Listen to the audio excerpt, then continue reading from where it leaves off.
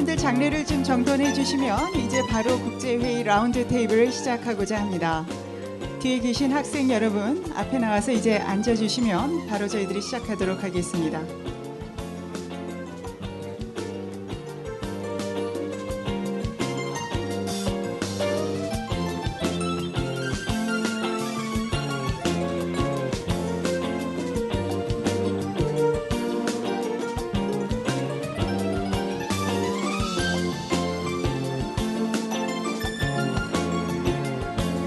네, 여러분 안녕하십니까? 지금부터 2012 피스바 페스티벌 국제회의 라운드 테이블을 진행하도록 하겠습니다. 저는 이 시간에 사회를 맡은 후마니타스 칼리지의 신은희 교수입니다. 반갑습니다. 어저께는 악천후여서 굉장히 날씨가 어려운 가운데 행사를 진행했는데요. 오늘은 날씨가 너무 맑아서 참 반가운 것 같습니다. 어제 초청 강연과 또 개회식에 이어서 오늘은 국제회의 라운드 테이블이 준비되어 있습니다. 우리 오늘 진행하게 될 그 라운드 테이블의 주제는 지식의 구조들, 과학과 인문학의 인식론적 재융합이라는 조금 다소 어려운 주제로 살펴봤는데요. 우리 라운드 테이블을 이끌어 주실 우리 김여수 미래문명원 원장님을 소개해드리고 문명원 원장님께서 라운드 테이블을 진행해 주시도록 하겠습니다. 여러분 원장님을 따뜻한 박수로 환영해 주시기를 바랍니다.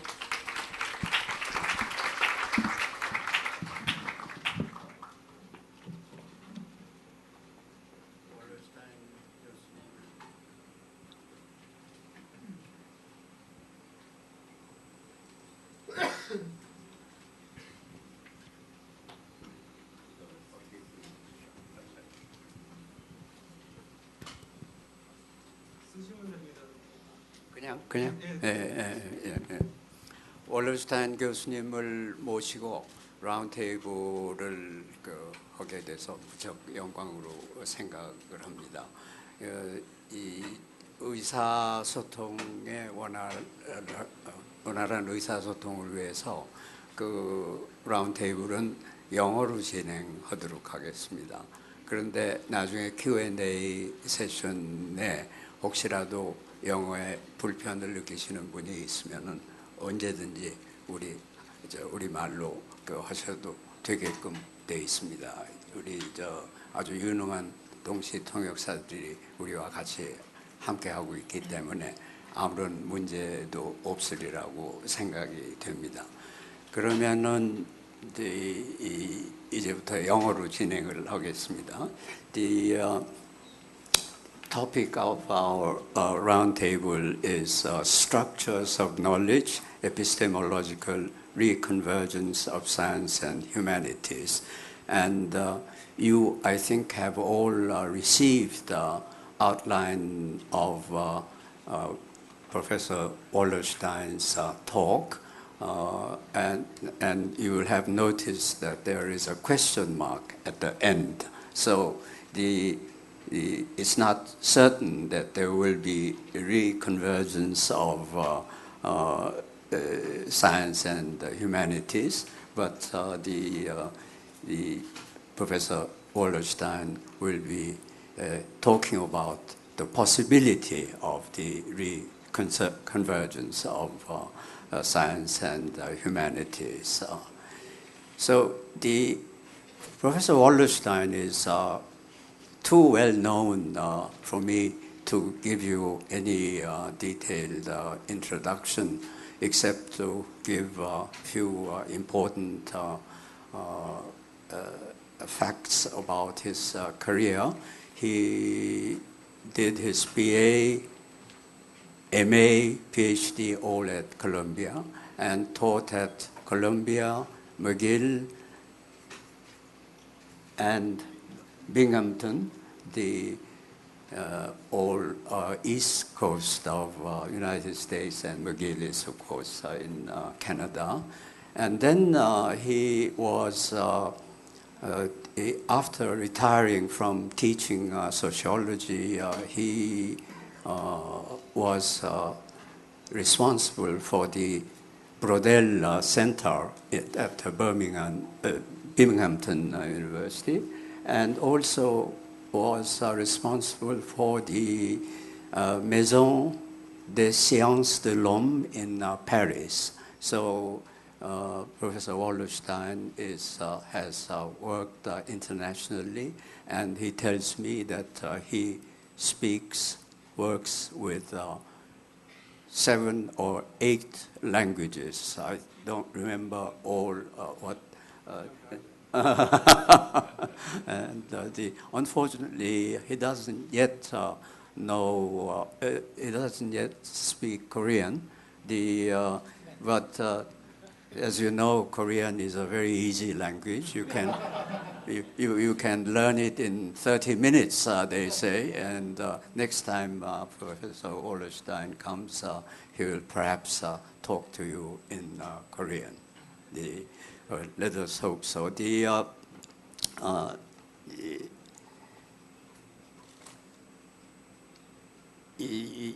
You know, most of you, I think, are familiar with his the magnum opus, which is World Systems Analysis. It came out in first volume of this work came out in 1945, and then the subsequent volumes continued to come out. And last year, 2011, there was the 4th volume. And I hear that 2 more volumes are forthcoming. I don't know whether that will be the last, but certainly 2 more volumes. And I'm not one of the themes. One of his themes today is uncertainty of knowledge, uncertainty of the future, because of the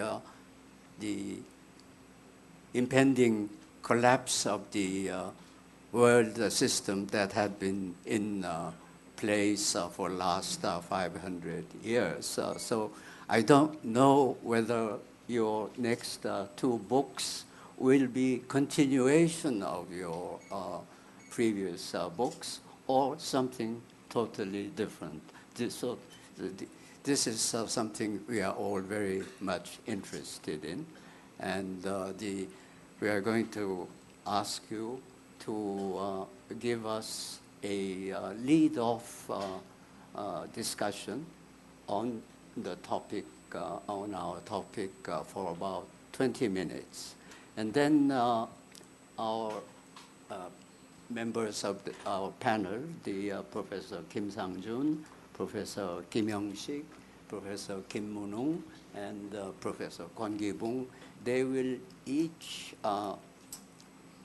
comment on your lead-off speech for 10 minutes. And you will have chance to respond to them for 10 minutes. The whole process, I think, will take a little over an hour, and then we will open the floor to the general audience. You know, you see that there is a very big interest in you among students, and this Q&A session will be conducted both in English and Korean, so that those who don't feel comfortable with English can use Korean. And I will be introducing the professors who will be acting as discussants as their turn, each of their turn comes up. And so may I introduce, may I ask Professor Wallerstein to kindly begin his 20-minute introductory remarks on the topic today, the structures of knowledge. Please. Thank you. Thank you.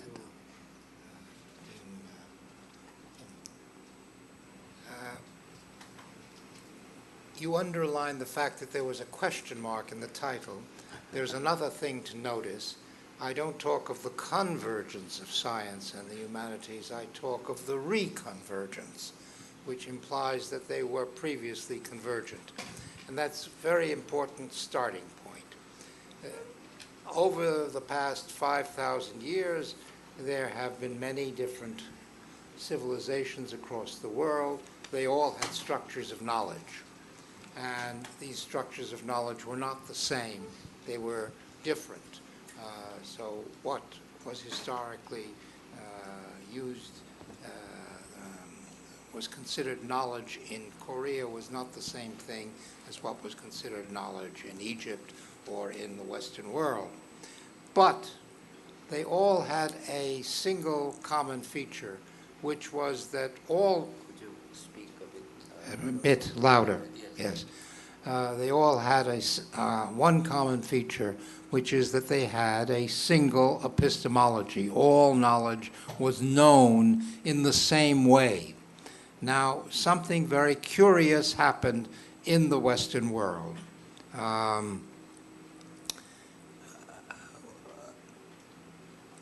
Let me give you the two examples that I wanted to give you from the Western tradition of the single mode of knowledge. Aristotle, as you must know, was a very prolific writer, and we have many, many books by Aristotle. But if you notice the titles of these books, Aristotle wrote about everything. He wrote about metaphysics, he wrote about ethics, he wrote about politics, he wrote about science. He didn't think it was a strange thing for him to write about everything. And the other example, which is more closer to us, is Immanuel Kant, who was actually a professor at a Western university, at the University of Königsberg.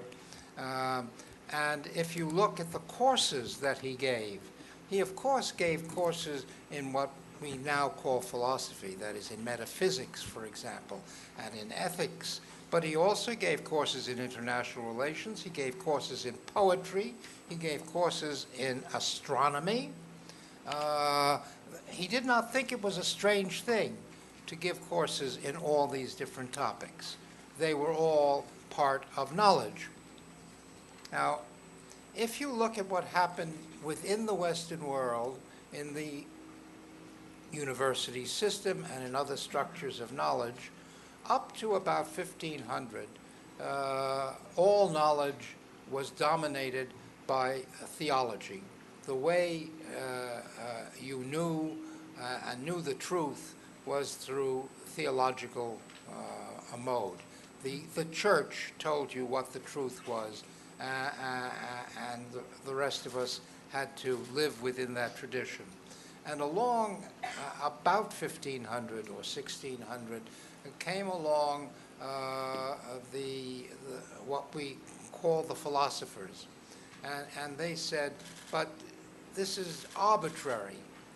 What the church is teaching us is arbitrary, and in fact, human beings don't need to go via the church to know what is true. The truth is out there to be discovered by us. There is something we might call natural law, which is there for us to discover. And we, the philosophers, are the people who can discover it without going through the church.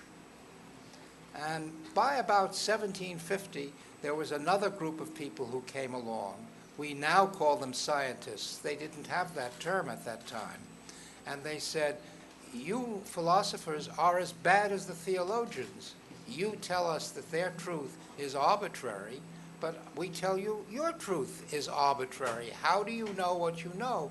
The only way you can really know is if you have empirical evidence of that, and then you can validate this. So we propose that the way to know the truth is through empirical evidence, to what we now these days call science. Now, in the long period from about 1750 to 1850, several things happened. First of all, the universities were revived. we think of Western universities as having some kind of continuity from the medieval university. And in name, they remain the same. But in fact, the Western universities had become moribund between about 1500 and 1750. And now they were revived as new kinds of structures, much more bureaucratic, in which professors were there what we now call full-time. They were paid salaries. And students were there, what we now call full-time. They were students at the university seeking particular degrees in the university. And in this period, what we now call science moved into the university system and began to create a faculty. Have you ever reflected on the fact that when you get a doctorate in any university today, it is called normally, in most cases, a PhD, a Doctor of Philosophy. Even if you're an astronomer or a chemist, you get a doctorate in philosophy. That's a legacy from the fact that this all emerged from the medieval faculty of philosophy. And when it was split into two faculties at least, sciences and humanities, we retained the name Doctor of Philosophy, but it no longer meant the same thing. And what happened is that the scientists came in and they began to create a separate faculty which had the name, some kind of name like Faculty of Sciences. And they asserted that we are the only ones who can know the truth.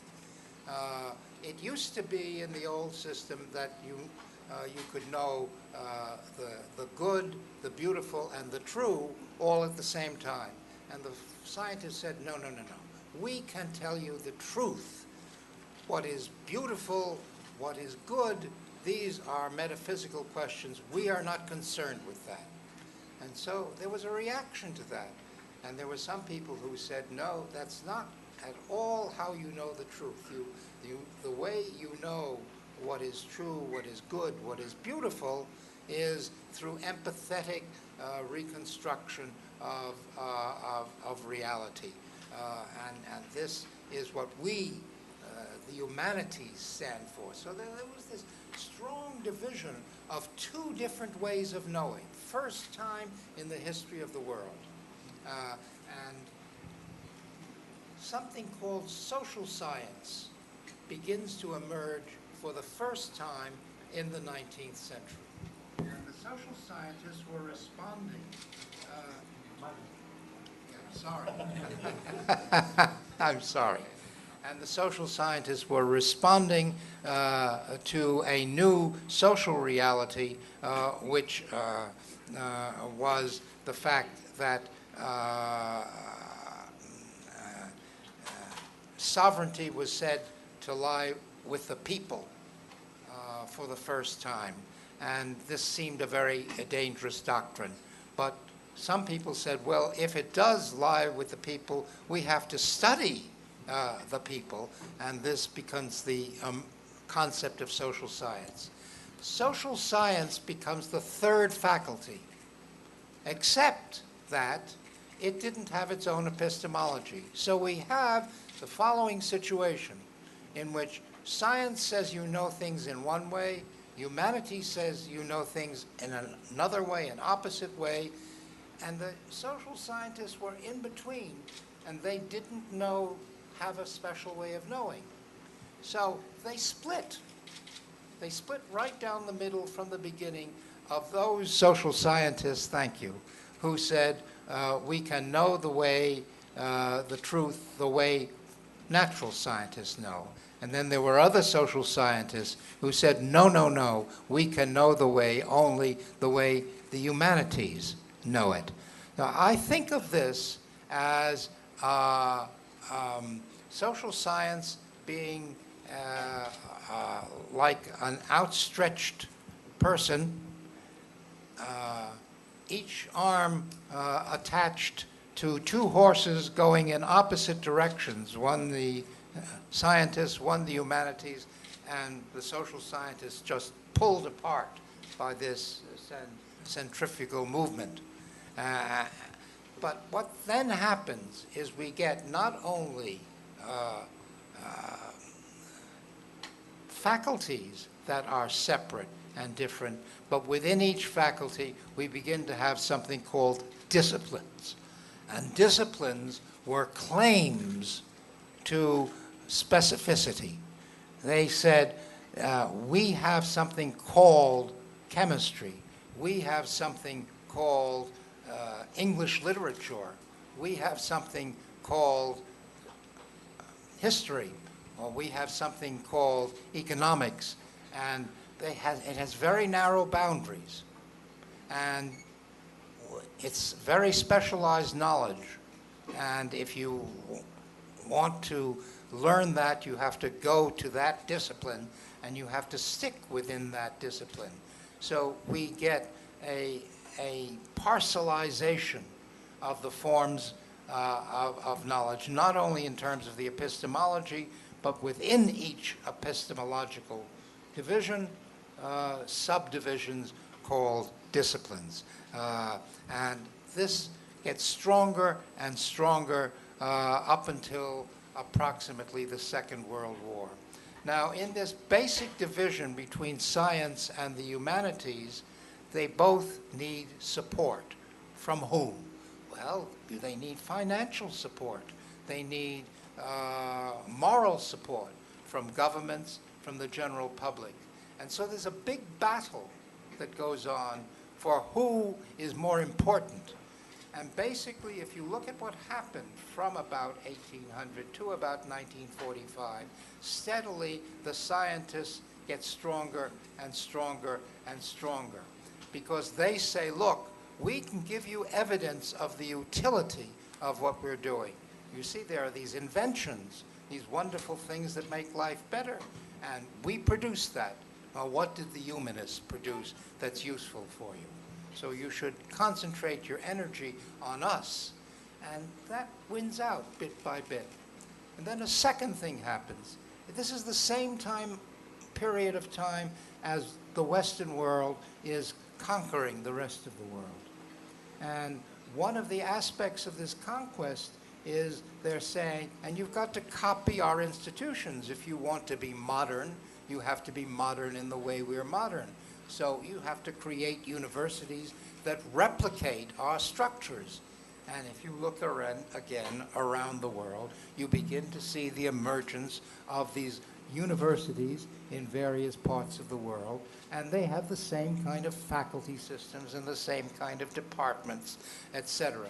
And this reaches a sort of culminating point in the period 1945 to 1970, in which this dominance of science, the structures of the university, the epistemological split is more or less accepted everywhere, except that it also begins to get in trouble in this period.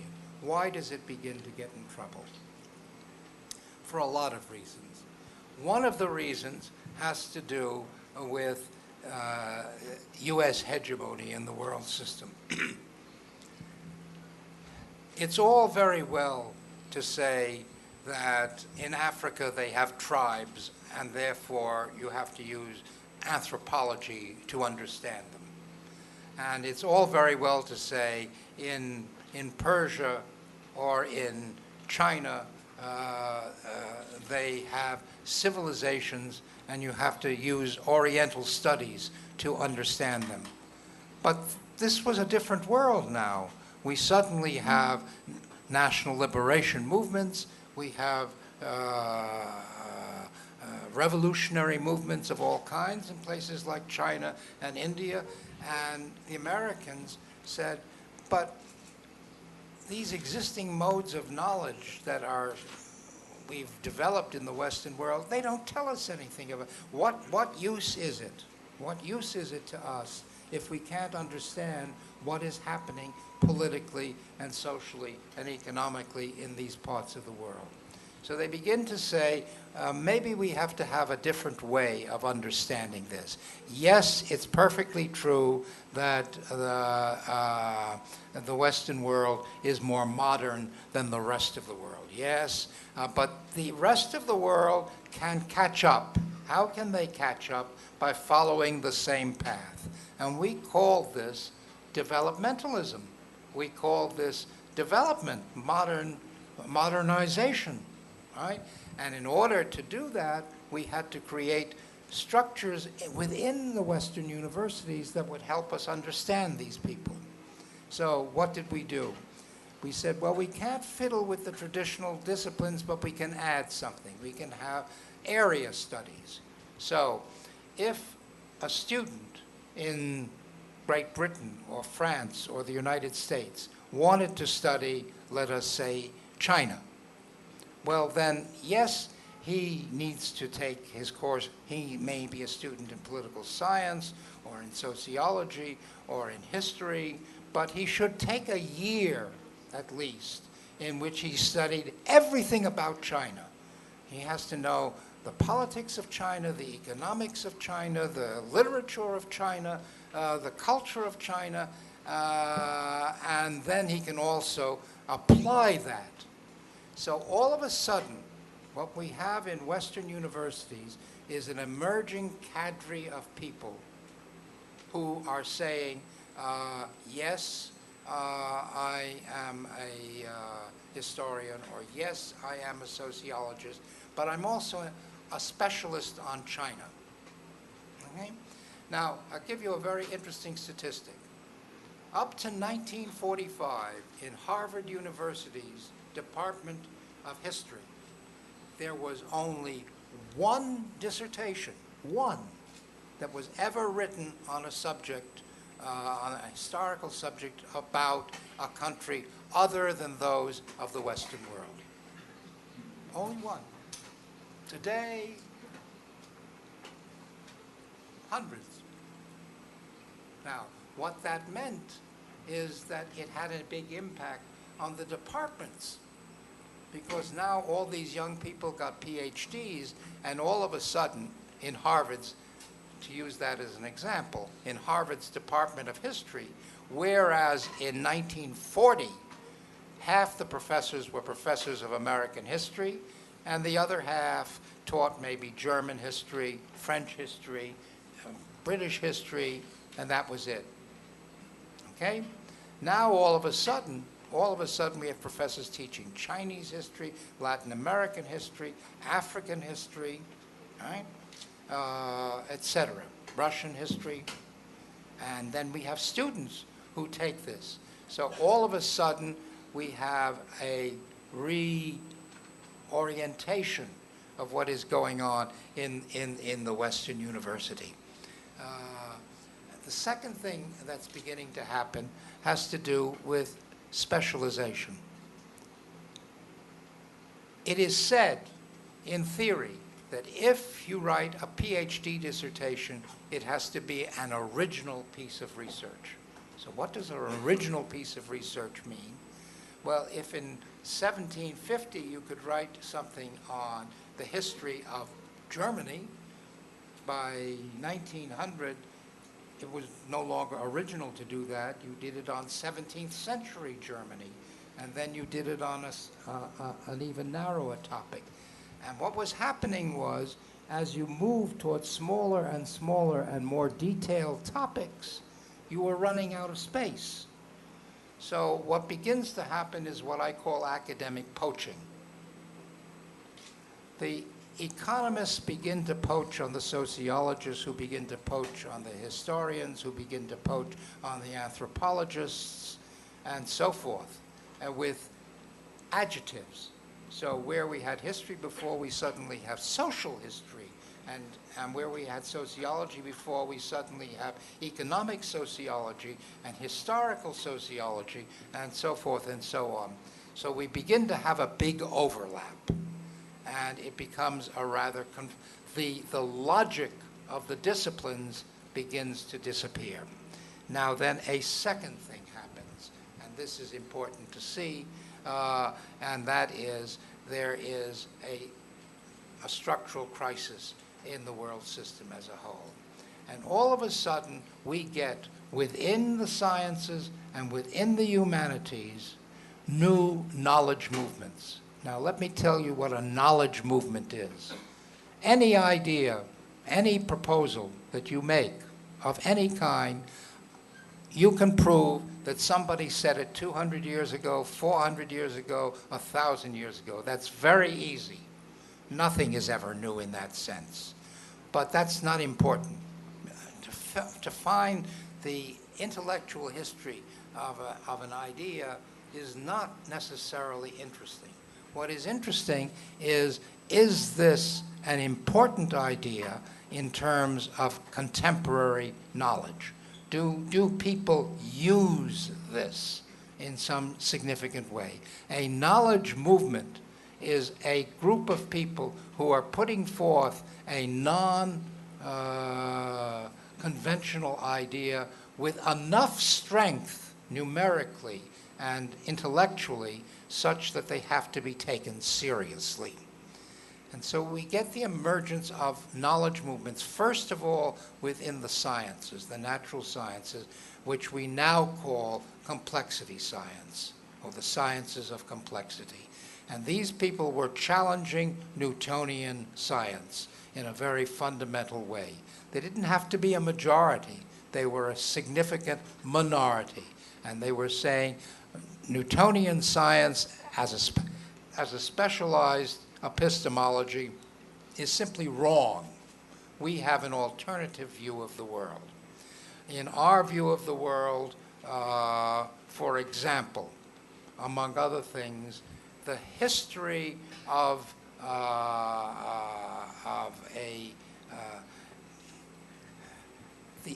there's something we call the arrow of history, the arrow of time, the arrow of time.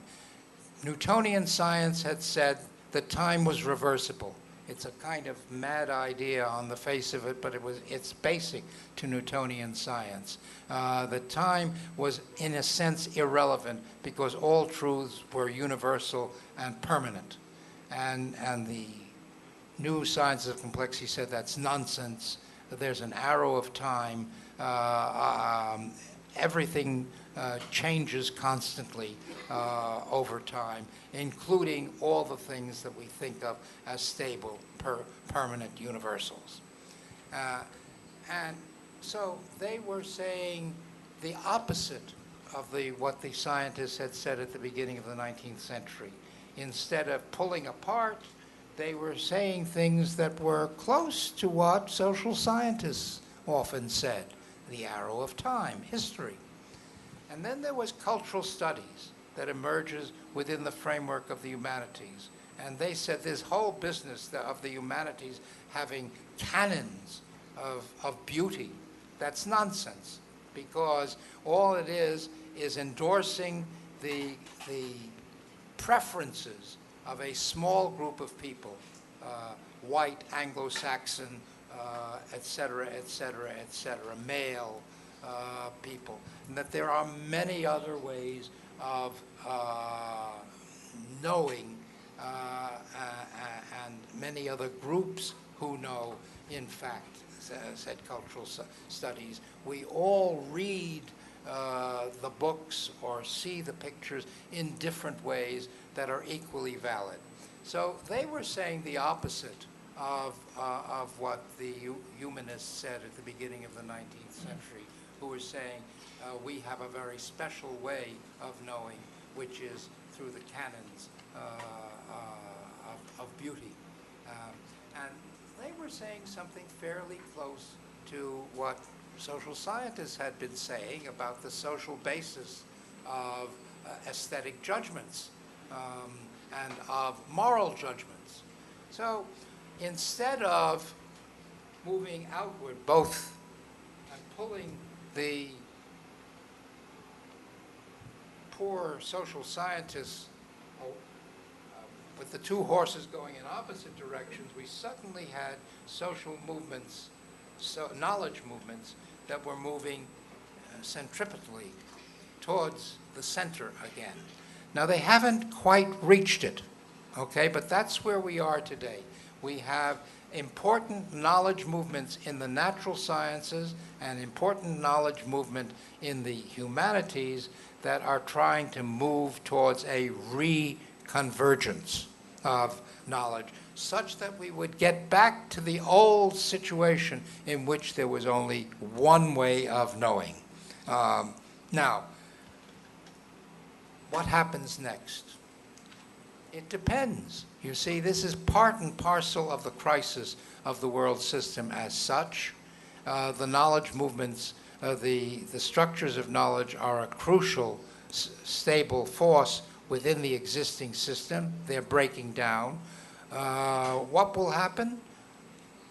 It's possible they reconverge entirely, and then we are back to a reunified system of knowledge. Or it's possible that because of the bifurcation and one group winning out rather than the other group winning out, we are in some other situation. That all remains to be seen. We are in the middle of this struggle.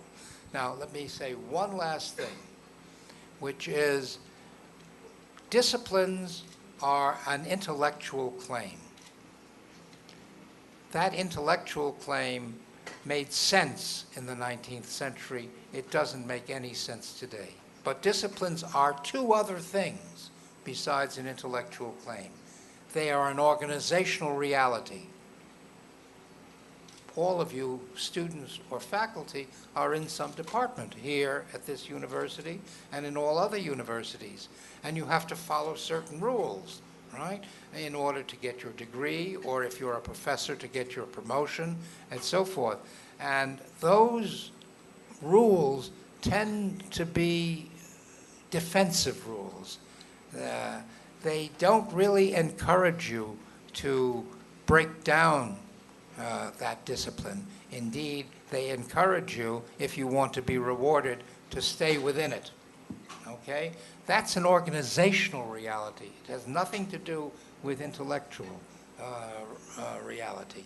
It has to do with the rules by which you as an individual can get opportunities within the university system or within the larger society. And the third thing they are is a culture. If I ask the very simple question, what 3 books are absolutely essential for a student in a given discipline to read, I will get a list of 3 books. In sociology, for a long time, the 3 books were the 3 scholars were Durkheim, Weber, and Marx. Every sociologist had to read those 3 and know them. If I ask an anthropologist, I'm not going to get the answer Durkheim, Weber, and Marx. I'm going to get some other 3 books. If I ask an economist or a historian, I'm going to get a different list of 3 essential books. That's a culture. That's a culture. That is a sort of ingrained bias that narrows your perspective. There's no logic to it. It grew up within each discipline for various reasons. I can explain why the sociologists chose their list of 3 key figures, and somebody else can explain the other 3 figures. But yes, I have to stop now. So remember this. The intellectual justification for the existing disciplines has disappeared. The organizational pressures to remain within them are stronger than ever, and the culture is hard to overcome. Thank you.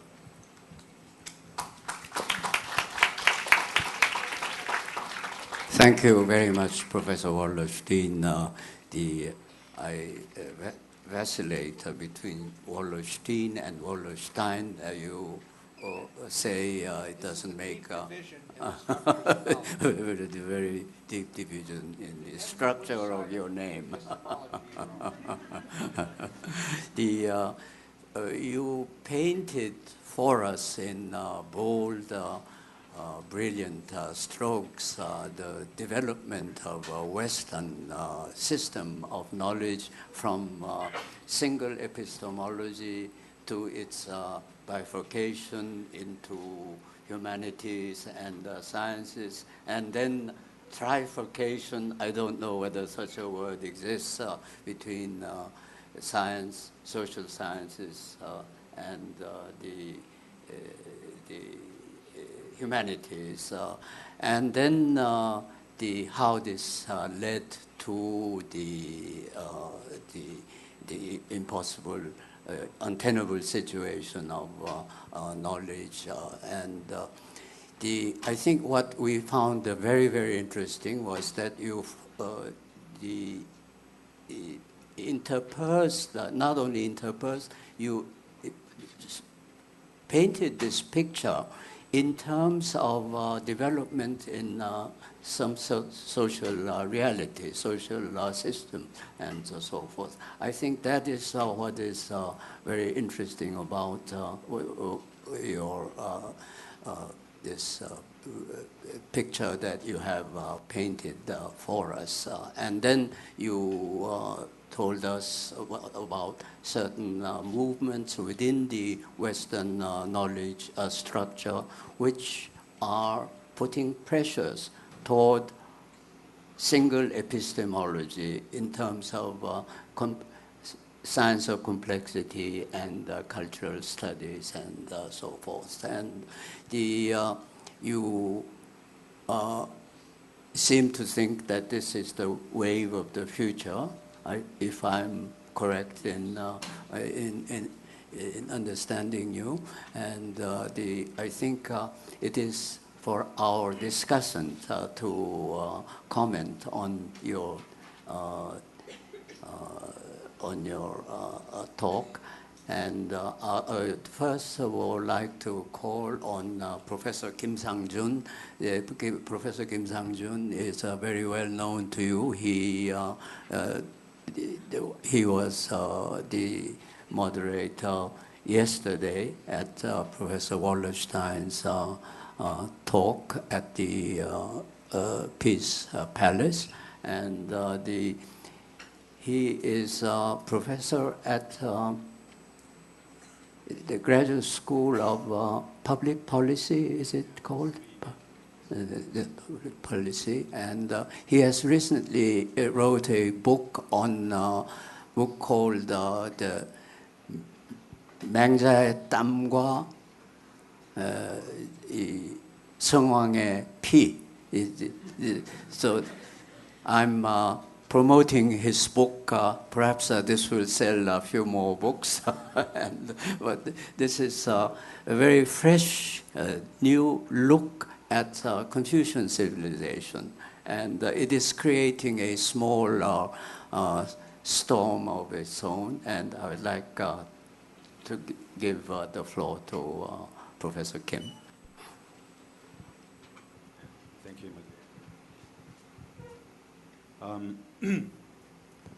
I've wondered yesterday and today why I feel warm in my heart being with Professor.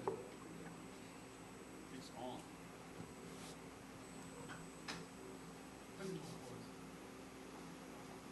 이제 들리세요? 마이크가 이 마이크가 문제가 선생님 무슨 좀 이건 들리세요? 네. Yeah. Why I feel warm in my heart. And I realized today that there is, I think, two reasons. First is that it's very personal, that it's just personal, not intellectual, without any reason. Professor Wallerstein actually reminds me of my advisor at Columbia, Alan Silver. You must know him. We're similar age. And secondly, I think there's some kind of a warmth caused by being close to intellectual giants. So, well, I have to be short in my raising. It's not comments, I would like to raise 2 points. Firstly, when you're talking about the reconvergence of knowledge, I think you also, your fingers are on the restructuring of the knowledge structure of university. And I think discipline is power as well. It's one of your points. How to reconstruct the structure of knowledge of universities of these days is a big issue. And I would like to ask, already you have suggested to reformulate and reconverge the various disciplines of social science. History is, for your definition, is one of the social science into 3. One monothetical or quantitative. The second is ideographic or qualitative. The third is syncretive. That's my understanding, your suggestion. That's good. But also I would like to ask, then where is some kind of reconvergence between humanities and social sciences and natural sciences? Can I hear something more about your thoughts into the way of cooperation, collaboration, or okay, sorry. About the second point, I would like to read. Is about democracy. Democracy. Hinging upon your presentations of today and yesterday, I'd like to expand a little bit of your ideas. You've emphasized emerging something in both presentations, which is new, not determined, and thus unpredictable in the world system and in the structure of knowledge. That remains, in my terminology, at the realm of the unknown. I've thought that this idea of unknown could be applicable to improve, upgrade, and renovate the practices of existing democracy. I call this new democracy reflexive democracy, or reflexive consensus system. I will briefly summarize my idea and would like to ask you first if you think it can associate with your ideas, and second, you regard its practical suggestions could help the coming unpredictable and unavoidable change go to a more desirable direction. The core of the idea of reflexive democracy consists in the circulation of democratic feedback in the decision-making processes about public issues. Newtonian certainty, which has been believed to be monopolized by technocrats and scientists, has been the ultimate source of legitimacy for the state-centered or specialist monopolized policy-making processes. Newtonian certainty is now, as recognized by many, seriously questioned by the most advanced scientific achievements. As Ilya Prigogine has proven, to take just an example, the fundamental uncertainty in the emerging bifurcations observed in the realm of non-equilibrium thermodynamics suggests the ever-changing, unforeseeable nature of material world in time. Reflexive democracy requires the very unforeseeable input from the public. The input of the unforeseeable factor makes the decision-making process, I believe, truly and more democratic. By the term truly democratic, I mean not only quantitative, but also, and more importantly, qualitative democracy.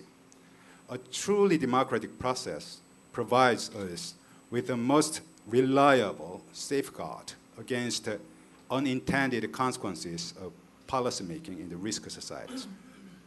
To take a well-known example, I here want to draw upon the idea of the veil of ignorance, which was as well known, suggested by the John Rawls. Rawls still believed in the Newtonian credo of the equilibrium and the certainty.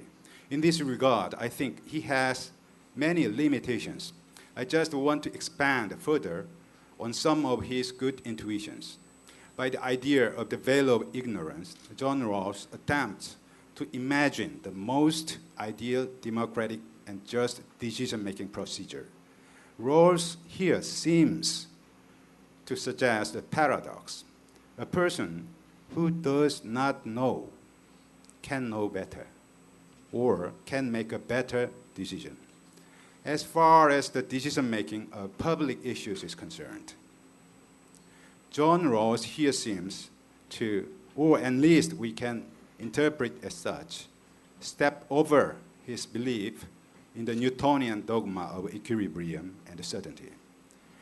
His party or agent in the veil of ignorance does not take balance or equilibrium between many contentious interests. Rather, Rawls's agent is supposed to be totally ignorant of her ascriptive and already known conditions on which she is supposed to make calculations based upon her interest. I think we can find the other within Rawls's agent in the veil of ignorance. Perhaps we can say it is the other self which is totally inaccessible or unknown if the one is attaching exclusively to his known self. This idea of unknown self, I think, is the most interesting part that we can attract from Rawls's theory of justice. This idea of unknown self is neither mysterious nor difficult to understand. To make it very simple, perhaps too simple, a person who is free from the interest of his own known self can make a better decision. Again, as far as public decision-making is concerned. We can find a similar and more original idea in the writings of Immanuel Kant, as he has repeatedly maintained the Ding an sich, the most profoundly inaccessible, unknown substance in his philosophical edifice, even exists in one's self. As well known, Kant put huge importance on the concept of the Ding an sich in his moral philosophy. Another interesting point in Rawls's theory is that he seems to imagine an ideal situation in which the unknown selves can make the best, the most just decisions and judgments. In what he calls original position, we can find such an imaginational attempt, but he stopped at the imaginational stage. How can we put the unknown into the process of decision-making in realities? How can we institutionalize the process? One possibility is the idea of citizens' assembly, the basic frame of which is as follows: constitute a randomly chosen group of citizens, provide them with the best information to discuss the issue by themselves. Third, make them decide. That's all of my Thank you. Thank you very much, Professor Kim Sang-jun. He has made a proposal for a new kind of democracy, and he's asking your opinion about this. You will have a chance to respond to him, give him. Our next discussant is Professor Kim Young-sik of Seoul National University. When I first knew him as a colleague, he was in the Department of Chemistry.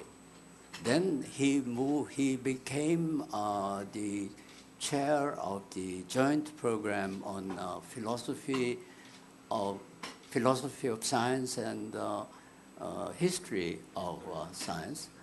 And then after I left Seoul National University, he moved to Department of East Asian History.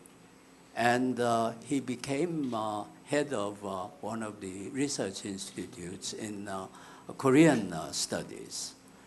He seems to somehow embody the kind of reconvergence of epistemology knowledge that Professor Wallerstein seems to be advocating. I'm not sure, I don't know Professor Kim Young-sik's work well enough whether this is the case, but we'll hear from him now.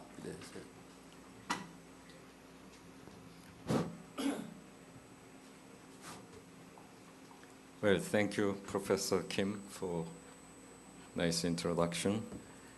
We were asked to prepare and submit the text of our discussion. So I did that. I wrote it up. So I might just read the text. Now, when I wrote this text, I did not know what Professor Wallerstein is going to say, except for one-page abstract. So my text is based on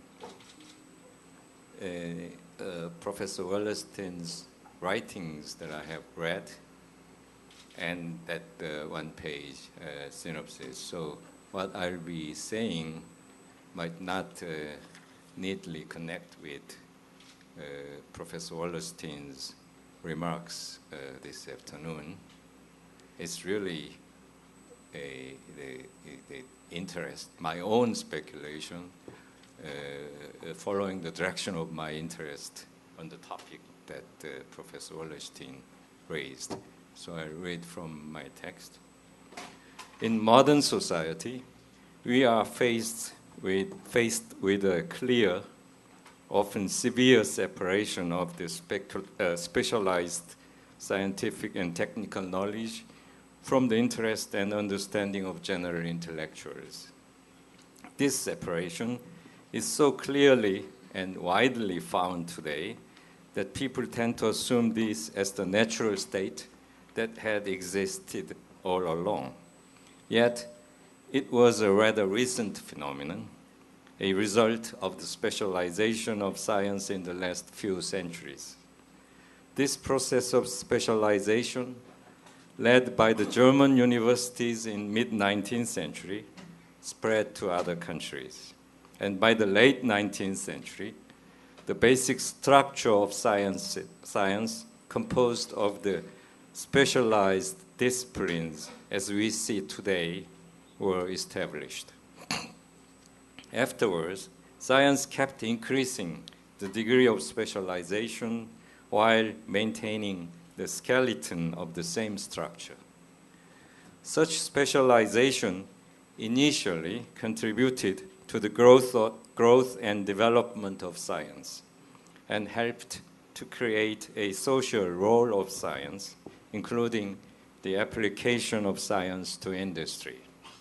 Yet, while science was following this path of ever-increasing specialization, the way science was practiced and the place and role of science in society continued to change.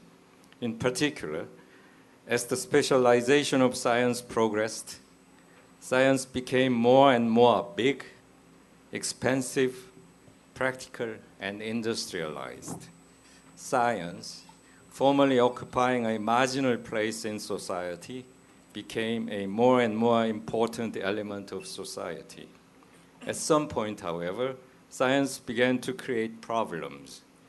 There appeared many problems which had not existed before, and the specialized sciences became less and less capable of dealing with these problems. To be sure, a great deal of these problems were for the scientists themselves, but there were problems for the general population also. Everyone living in the modern world has to face those problems that are becoming increasingly more serious for the entire population: environment, energy, natural resources, weapons, and so on, which are either created by science or at least related with it. Even problems like the alienation of human beings and degeneration of values are attributed to the development of science. Indeed, science has come to be connected with most problems of modern world. While the general population has come to face this sort of problems, science has continued to become ever more specialized in its content. This made science even more alienated from them. And as a result, we are faced with a dangerous situation. While science has become more and more important for people, people were more and more separated from it. In the past several decades, I have been pointing out the danger and unacceptability of this separation. In particular, that such a separation encourages us not to have interest in what has become extremely important for us. It also encourages us not even to try to understand those things which we would understand if we tried. Reading Professor Wallerstein's recent work has made me realize that this separation may constitute a part of the development surrounding what he calls modern world system. And this realization has underlined the fact that this sort of separation was a uniquely Western phenomenon. It was not an event bound to happen in every culture in the course of its historical development. For example, such separation did not take place in East Asia, at least not to the degree it did in the West. In traditional East Asia, as in the West before this process of separation took place, there was no reason for general intellectuals, scholars, writers, or thinkers to exclude science or knowledge about the natural world from the range of their interest. Of course, this does not mean that science was pursued eagerly by the general intellectuals in traditional East Asia. But there were factors that encouraged interest in science and technical knowledge by Confucian scholars, the mainstream intellectuals of traditional East Asia. As the result, while science and technology were not subjects of primary interest for Confucian scholars, they did not exclude them. They did find a place for scientific and technical subjects in their system of learning and kept interest in and study scientific and technical subjects. There was never the kind of separation of science and technology that we find today. This separation came to East Asia with the adoption of Western science and technology in late 19th century, the time when the separation was intensifying in the West. And for reasons of which I cannot go into detail here, it has become especially severe in Korea, as is manifested in the peculiarly rigorous, stubborn division between Mun and Yi. Now, I do not know enough to feel confident to say that the separation I have been discussing was embedded in the modern world system. If it is, it may be that the demise of this world system predicted by Professor Wallerstein will solve it, but perhaps not. When a system is destroyed or replaced, not everything of the system goes away. This separation might still stay even after the demise of the modern world system.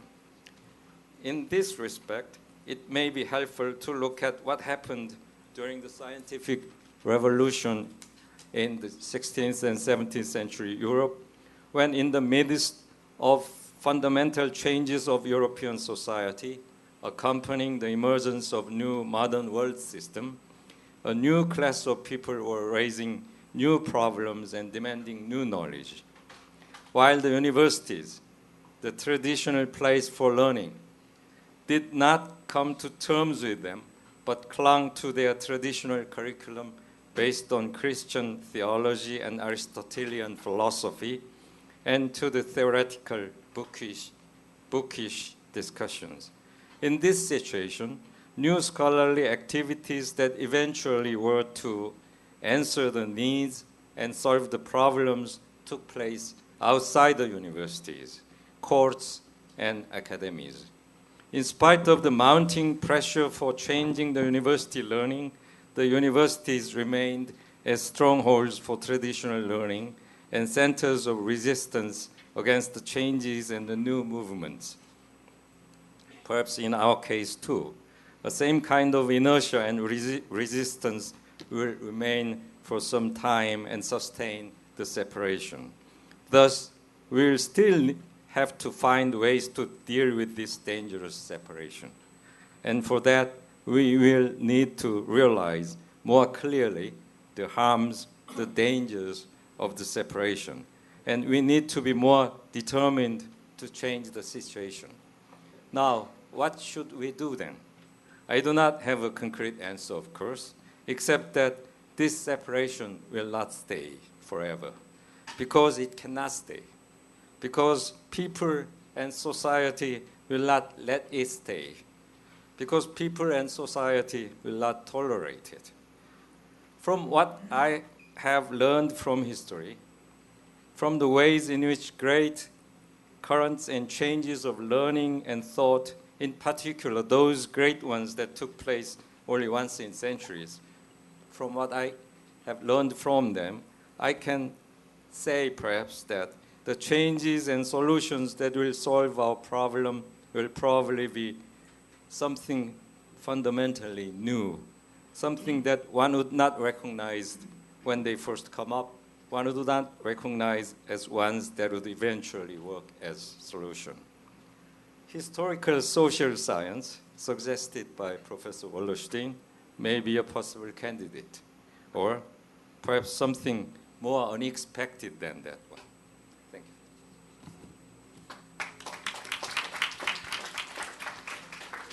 Thank you very much, Professor Kim Young-sik. I think, Professor Wallerstein, you have found an ally, new ally in your drive for a new single epistemology.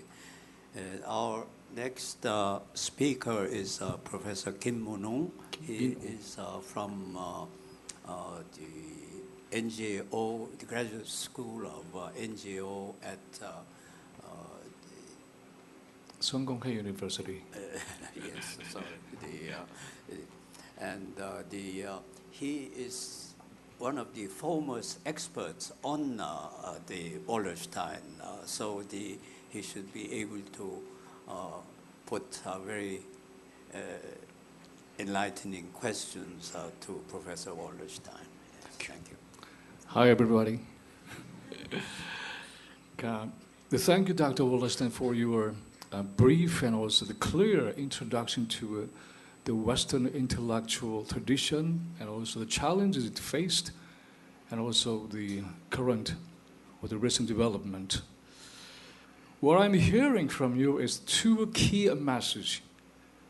Break down the defensive and divisive world discipline, existing disciplines, from the perspective of totality. The second part is re-examine the relevance critically, whether it is relevant to our contemporary age, what kind of authority it has, the intellectual discourse. And my concern is the first part, the critical examination of the relevance of any intellectual discourse. So my concern here today is a geopolitical question of knowledge concerning the future of the Northeast Asia, in particular Korea's role in the context of the structural crisis of a world system. Last night in his presentation, Dr. Wallerstein raised the question of the notion, redefining the notion of political strategy that has a moral power. The political strategy we need desperately in the midst of the structural crisis of modern world system. That may be a matter of the ethical dimension of our designing for a new society. He said that we stand on the crossroad to determine our future direction, even though the path forward is bifurcated in two different and opposite alternatives. One is a more hierarchical, exploitative, and polarized, and the other is more egalitarian and democratic. However, do we really have any epistemologically trustworthy ground to perceive the world around us and a powerful means of political commitment that could advance our life on the basis of the international solidarity? We could not resolve the global issues or challenges alone. In order to create a viable solution, we have to critically re-examine the geocultural or geopolitical foundation of our knowledge with regard to the global formation of the capitalist world system. As we witness now, the existing system of the world economy fails to provide the way out for the stability of capital accumulation. It is undeniably stagnated, or in the terminal crisis. We are experiencing so-called B phase of contra the F cycle and the final stage of the hegemonic status of the United States.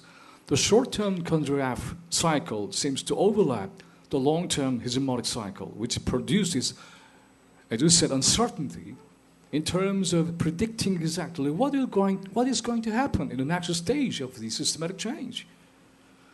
And Dr. Wallerstein has argued that the centrist liberalism that began with the French Revolution in 1789 definitely lost its hegemony since 1968, the worldwide student revolution.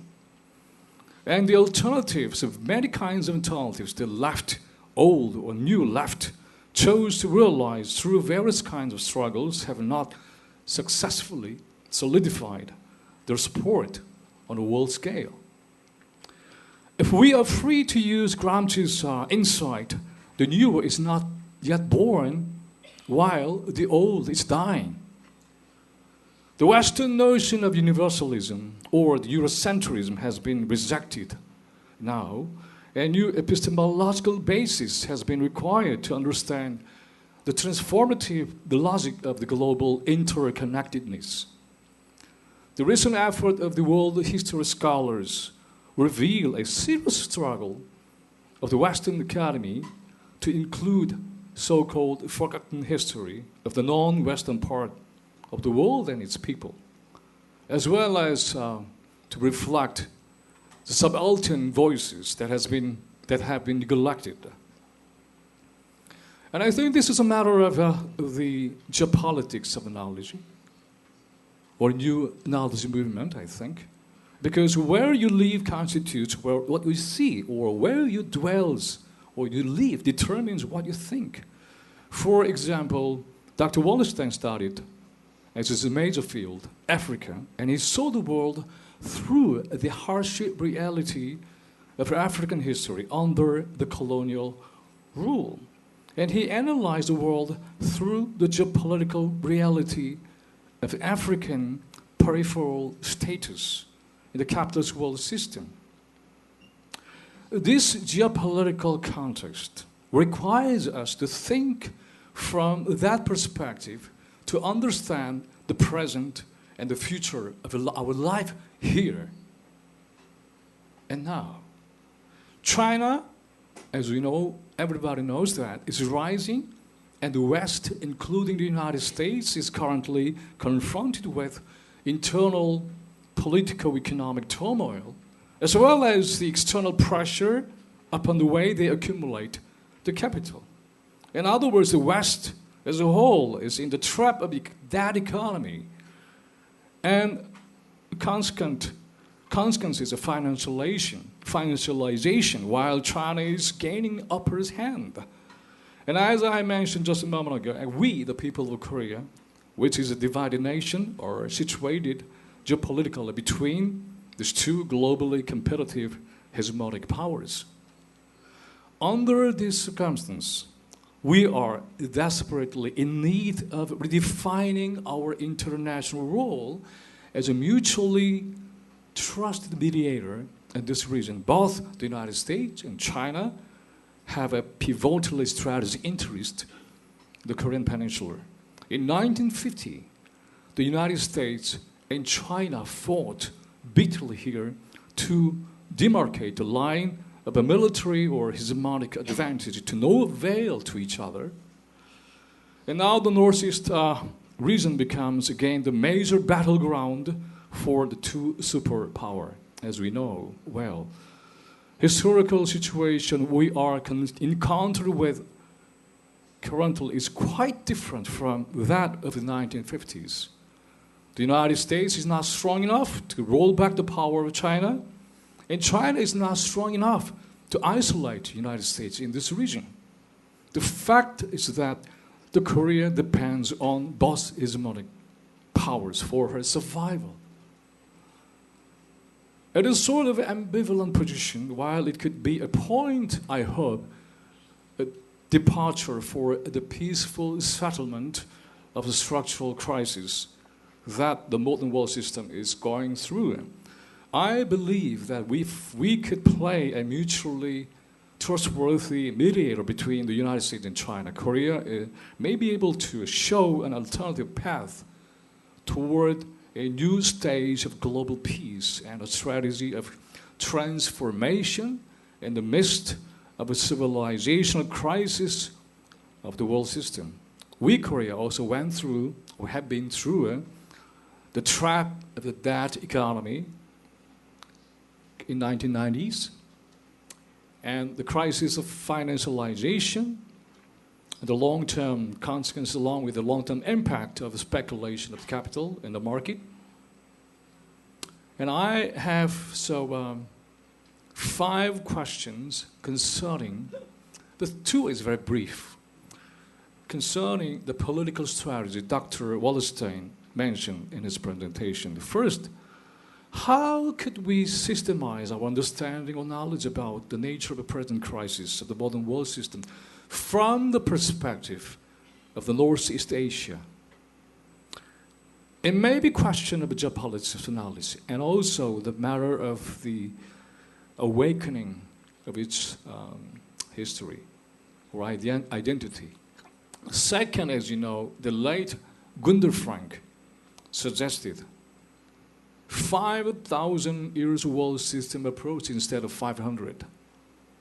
His way of analyzing the world system may be persuasively applicable to the East Asia's area, since it involves more than 5,000 years the dimension of a civilization. This is a kind of a geoculturally significant constitute in this region. As I got this book just 1 hour ago from Professor Kim Sang-jun, another promotion.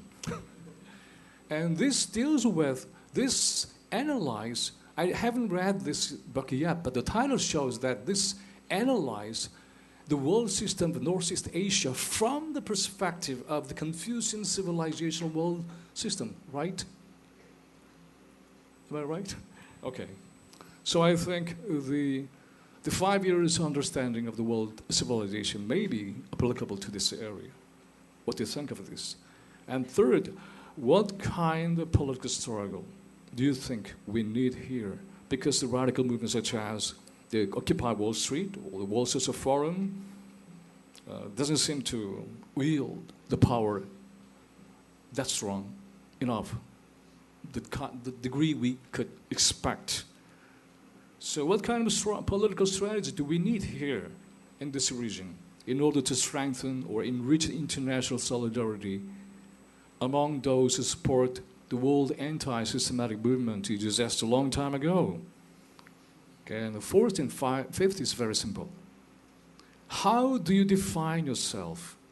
You are not sociology scholar, you're not historian, you're not political economist, you're not anthropologist. And how do you define yourself as a scholar?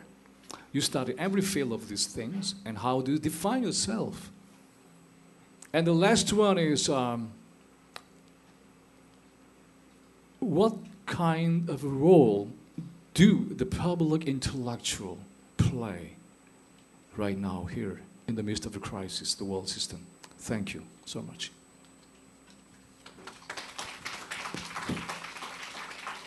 Thank you, Professor Kim Mon-hong, for your very interesting comments and 5 questions. I hope Professor Wallerstein will be able to deal with them all. The last but not least, of course, is Professor Kwon Ki-bum as the discussant. Professor Kwon is rector of the Graduate Institute of Peace Studies of Kyunghee University, and he's a political scientist, inclined more toward political philosophy. I expect he will give a very balanced and judicious comment on Professor Wallerstein's talk. Professor Kwon. Thank you very much, Rector Kim. And to take this moment, I want to express my gratitude and honor to be to be on the same podium with Professor Wallerstein and other distinguished faculties of the Kyunghee and Sungkongye universities. And I was a big fan of Professor Wallerstein while I was studying at the United States.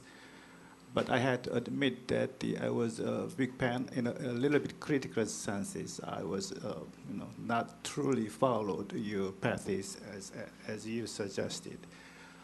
And my comment will be mostly on epistemology positions you take, and also its implications on the universities and university educations. And because, as you rightfully stressed several times, and knowledge is housed in the universities, and whatever things we debate in scholarly terms has implications on educations and university structures. So certainly this time again, when you are debating this epistemology in the social sciences, it certainly influences the way we recruit the faculties and we train our graduates, and the way we expose and introduce the freshman college men to the system of knowledge.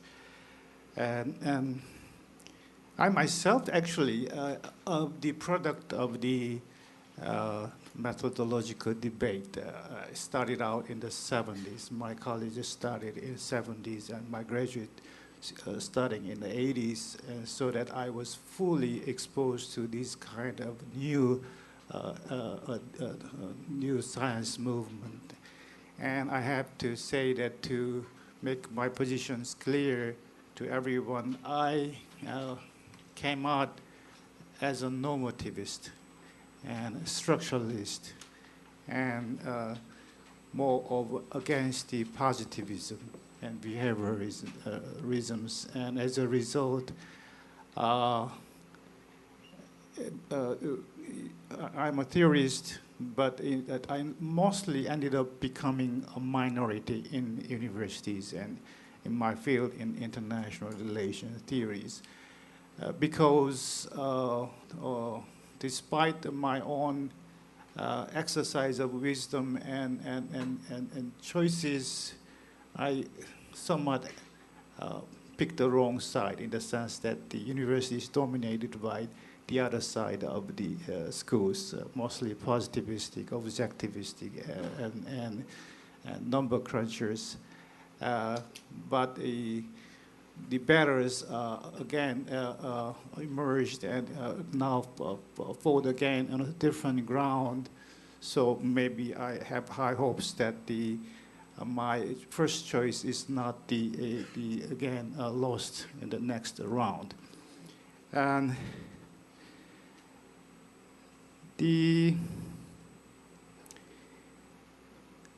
this time, actually, I want to emphasize the fact that the methodological debate started out in the 70s and 90s is still going on, has another dimensions, meaning that the society itself somehow outstripped the academia.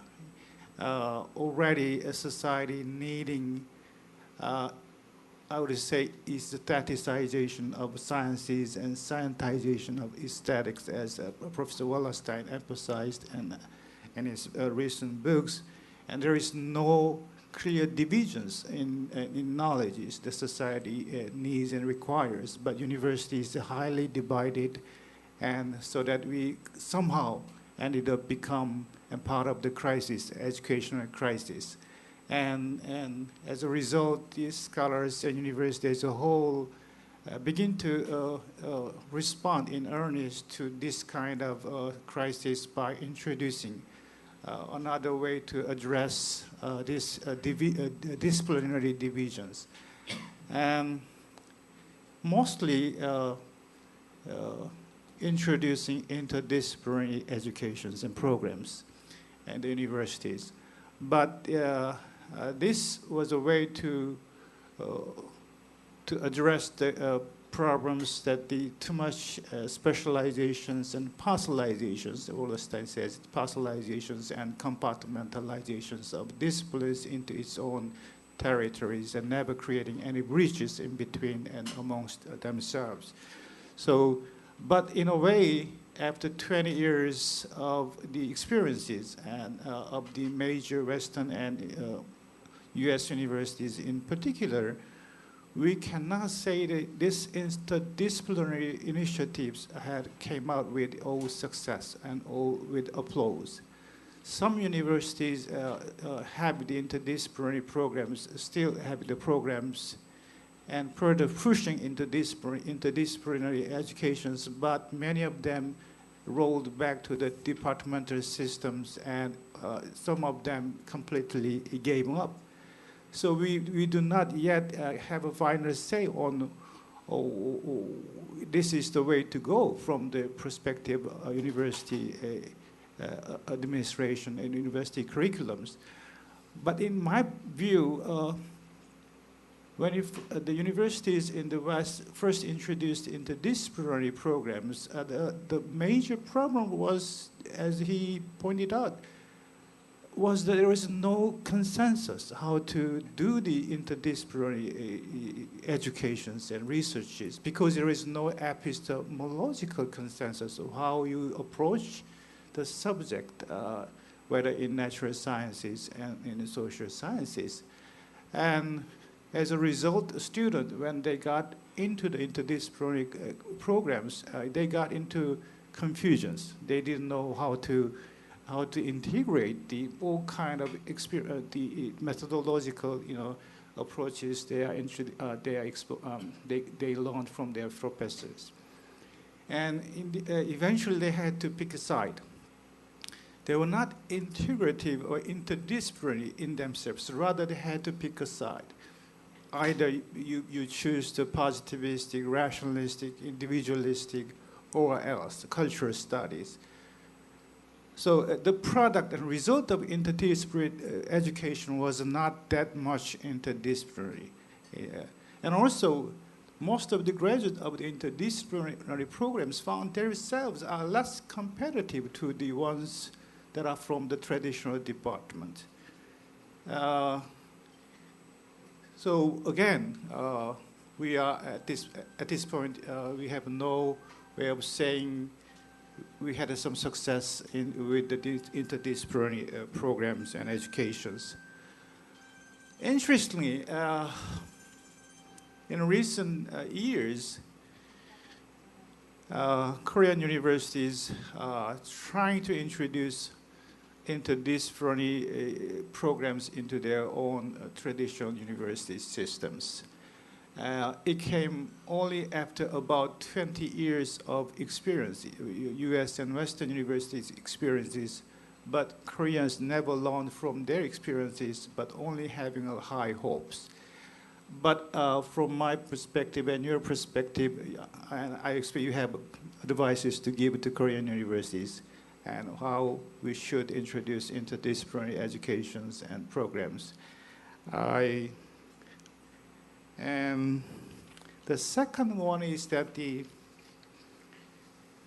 it's about how to combine your epistemologically on your systems approaches with your emphasis on values. It's somehow you ended your speeches on emphasizing the choosing side and choosing, preferring the values you have in choosing the bifurcations. I mean, at the critical stages, somehow you have to make a choice. This choice has to be based on your values. That is what you emphasize. But your systemic structuralist positions is somewhat hard to be combined with your emphasis on value and value judgment. I want to have your personal comment on these questions. And third one is that you basically analogize the contemporary confusions on epistemology is close to the 1750 and 1850s. So I wonder whether it's a good analogies or not, because 1750 and 1850 is the time that we decide to go into the deeper specializations and departmental cleavages. But now we came out of these decisions and trying to move away from it. But in a different senses, again, I mean, the same senses we are in a confusions. But as I follow your theories, and we will be, choosing, time arrow is pointing at one direction, so we're not going back to the past, right? So that's my comment, and I want to save my comment to give more time to Professor Wallerstein and the audiences. Thank you very much. Thank you very much, Professor Kwon. Now, would you like to respond to these comments? Yes? Well, the problem is there have been an enormous number of issues raised by the four commentators. Each of them raised more than one, and between them so I've tried to reduce what they have said collectively to a few issues, okay? One issue, the term specialist, specialization, came up in several of the discussions. It's very interesting. Just recently, there was an important scientific finding and dispute. It had to do with something called the Higgs boson. I assume many of you read about the Higgs boson in the newspapers. And there's some argument about some important specialists in this field said that they had found the Higgs boson, which scientists have been looking for, and there are others contested it. Now, who here in this room can say which of this group is right? And the answer is no one. There are probably a dozen people in the entire world who know enough about this particular issue to give a plausible evaluation of the evidence. Now, it turns out that almost all our specialized scientific knowledge is of this nature, that it comes down to a dozen or 2 dozen, or maybe at the most 3 dozen people in the world who have the ability to say something sensible. The rest of us are reduced to believing them. Now that's a real problem, right? And it causes a lot of the problems that we have been discussing, but it's a reality. That is to say, how do we judge these specialists? Well, the way we judge these specialists is they have a reputation. And where do they get the reputation? Well, they went to certain universities, or they had certain recognitions by scientific societies, and that made them a titular specialist and not a fraud, because there are other people who might claim this knowledge and they're frauds. Right? So, in point of fact, we are reduced to a difficult situation in knowing whether the specialists are indeed right or not right. Now, why is that important? Because out of the specialist knowledge, there are decisions that are made all the time at a collective level for governments or other large groups, but even as an individual level. You have a tumor in your brain. Should it be removed or not removed? Well, if it's your tumor, you're worried about that, aren't you? And you want to decide whether you should or should not have the operation.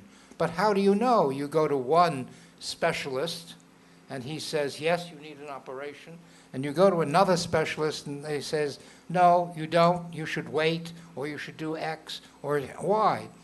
And you say, well, should I or shouldn't I? That's very important. My life is at stake, and I don't really know personally.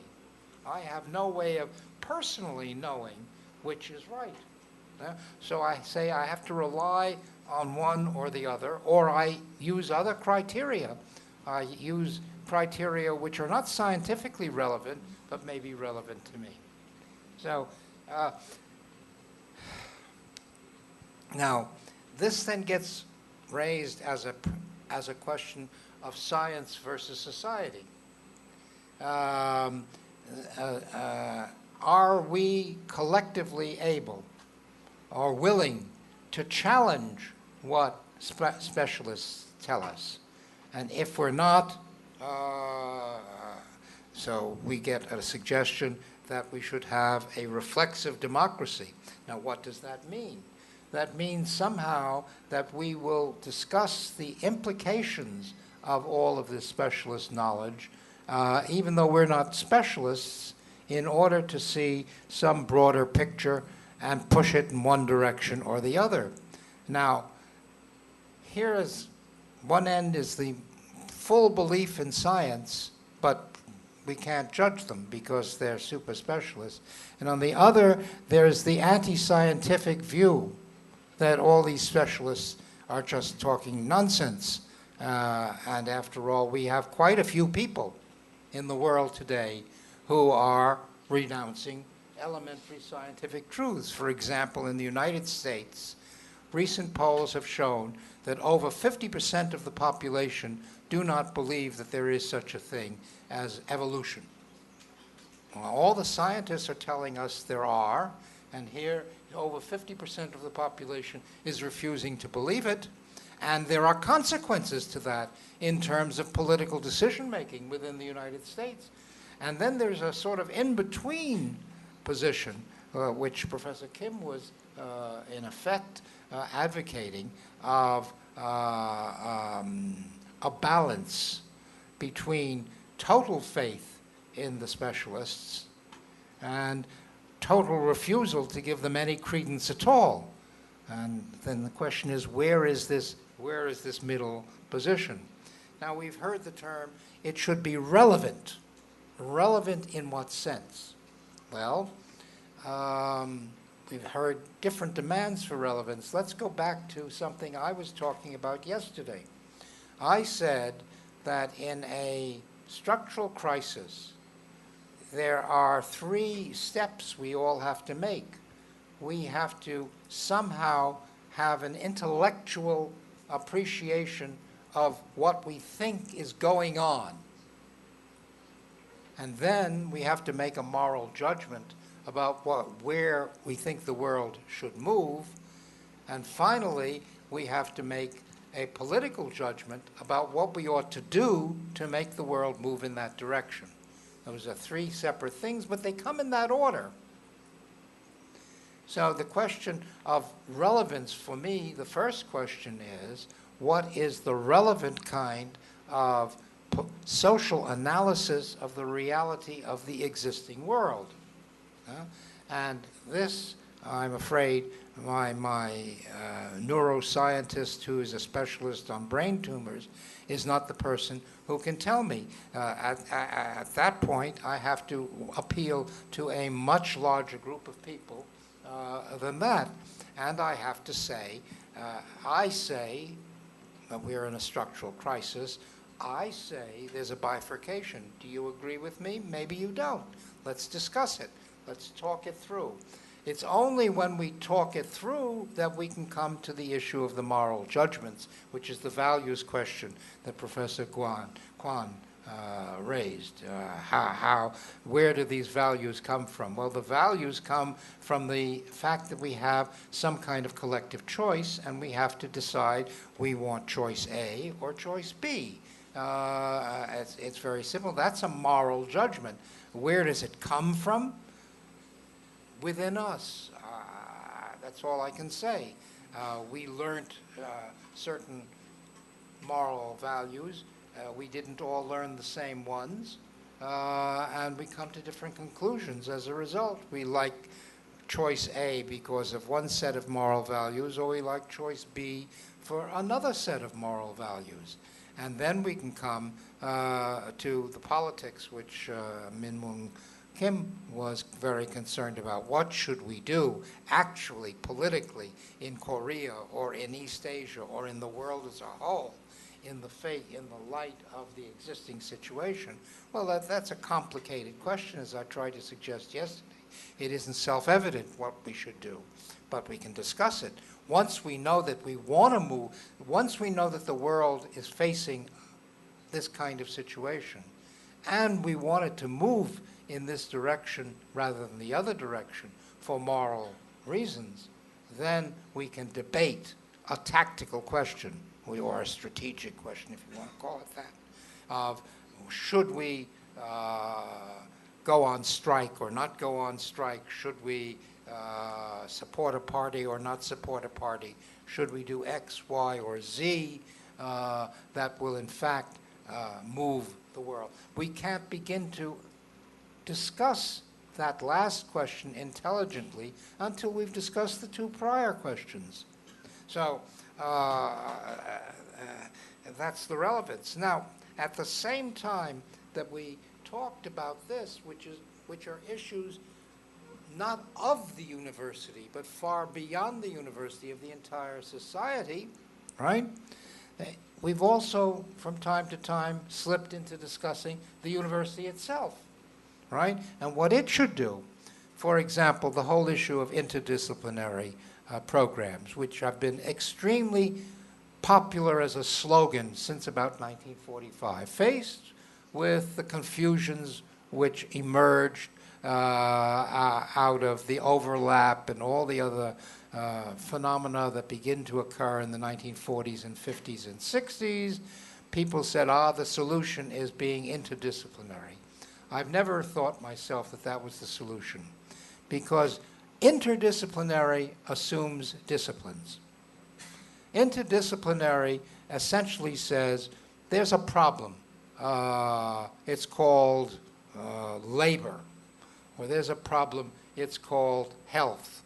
And we are going to call in different disciplines. So there's the sociologist of labor and the historian of labor, and there's the economist who works on labor, and there's the sociologist who works on labor, and maybe there's still other people who work on labor, and we'll sort of go around the room, and what do you think, and what do you think, and what do you think, and what do you think, and can we come up with some collective judgment? Now that, in fact, doesn't weaken the disciplines, in my view. That strengthens them.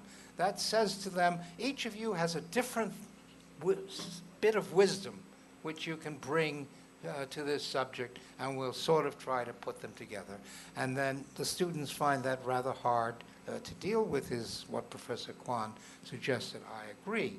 But what I am advocating actually is a much more unified approach. I call it unidisciplinary rather than multi or interdisciplinary, to say intellectually these disciplines are not relevant, and that what I call historical social sciences or historical social science is the relevant unit of analysis.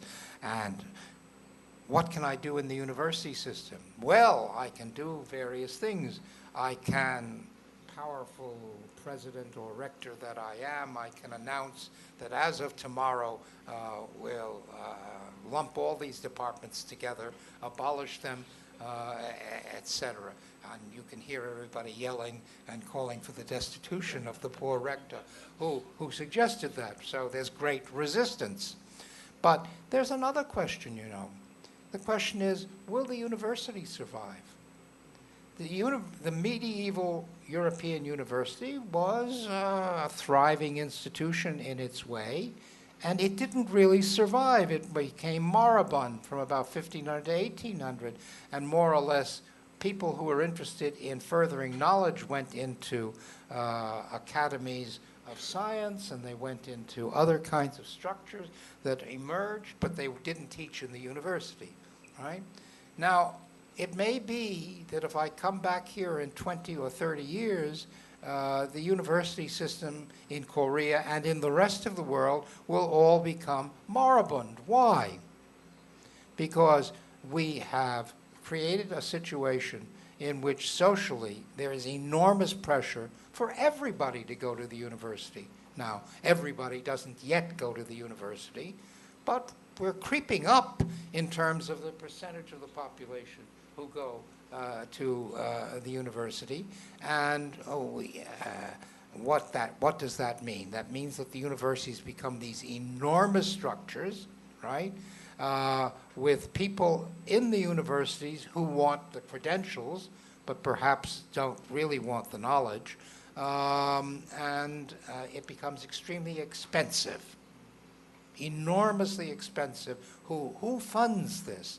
Well, either the states fund it, and the states are all tight on money these days, or the parents of the individuals, and of course the cost of education has escalated incredibly, etc.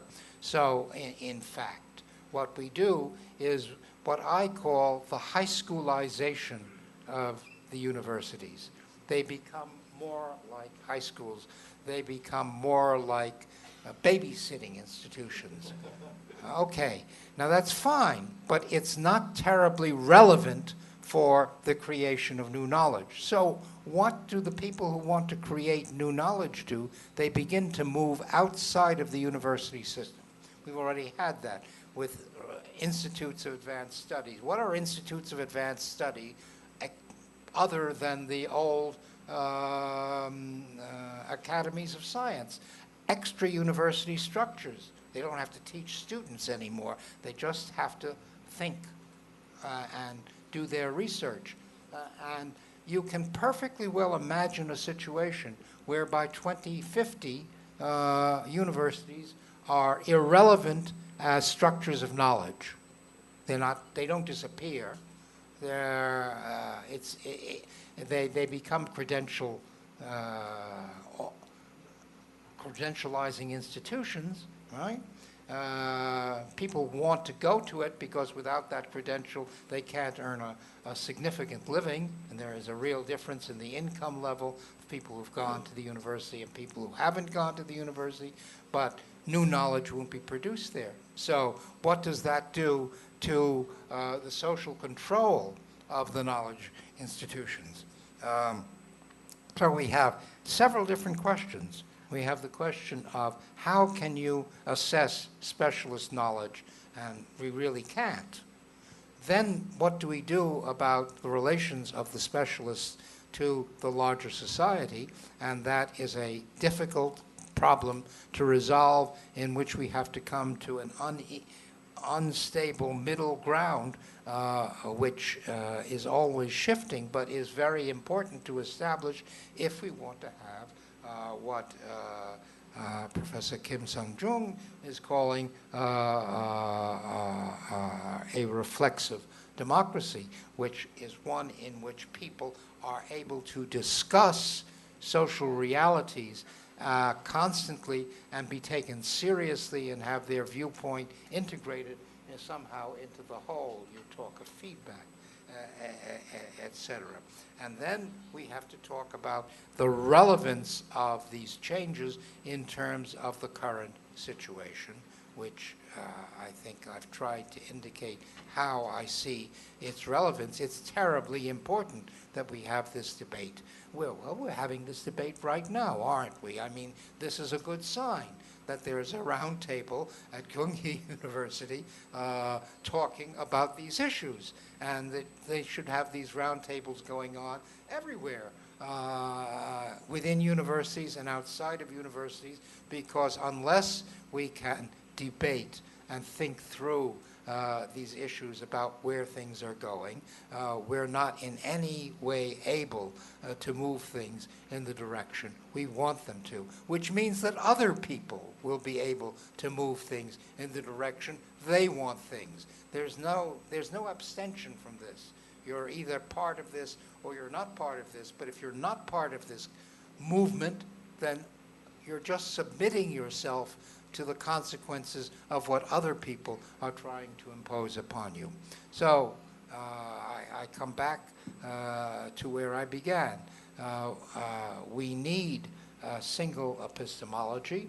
We need a great deal of debate about where the world is moving, and we need, in the light of that debate, to decide where we want it to go and where and how we can get there. Thank you.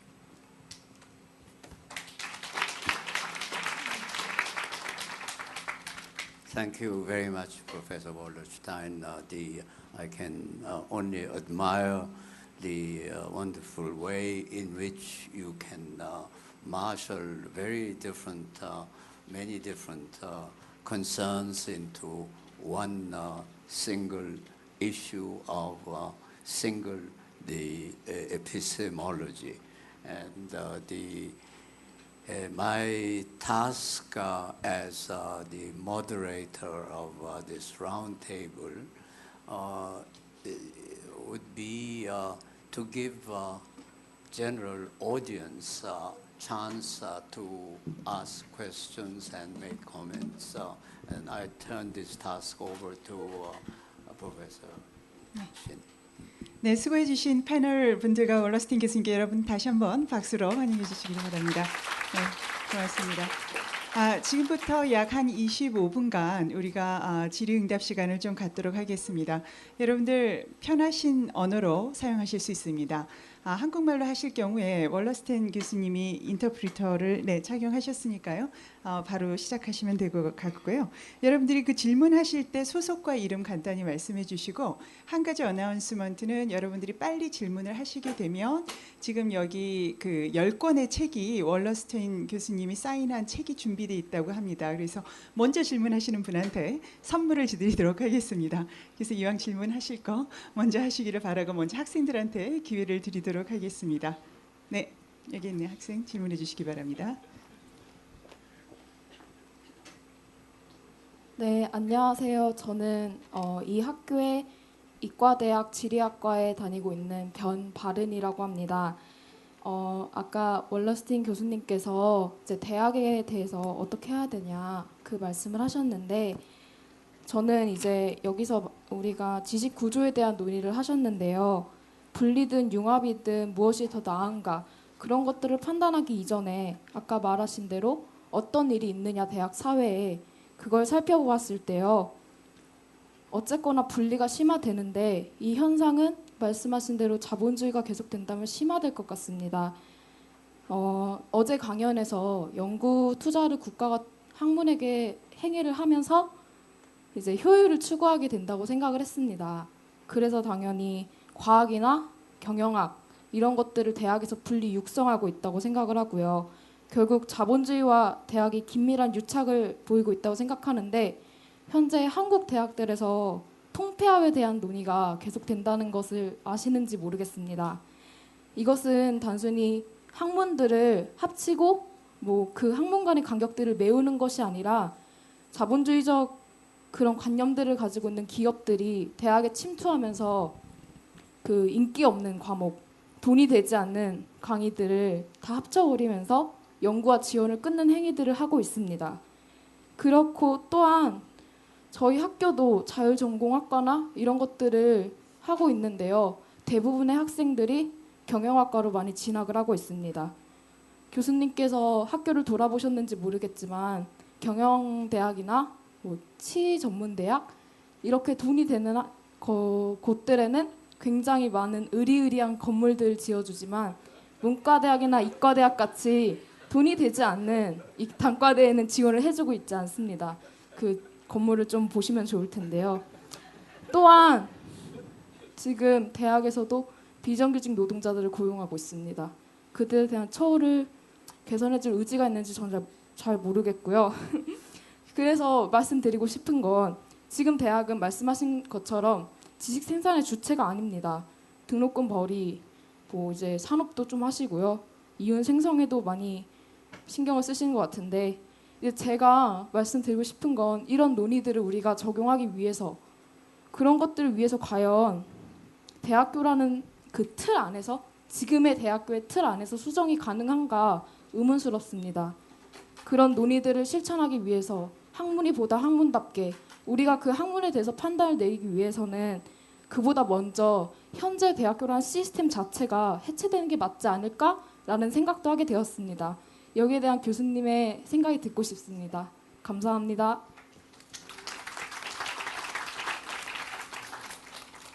Dr. Wallerstein, would you like to respond, please?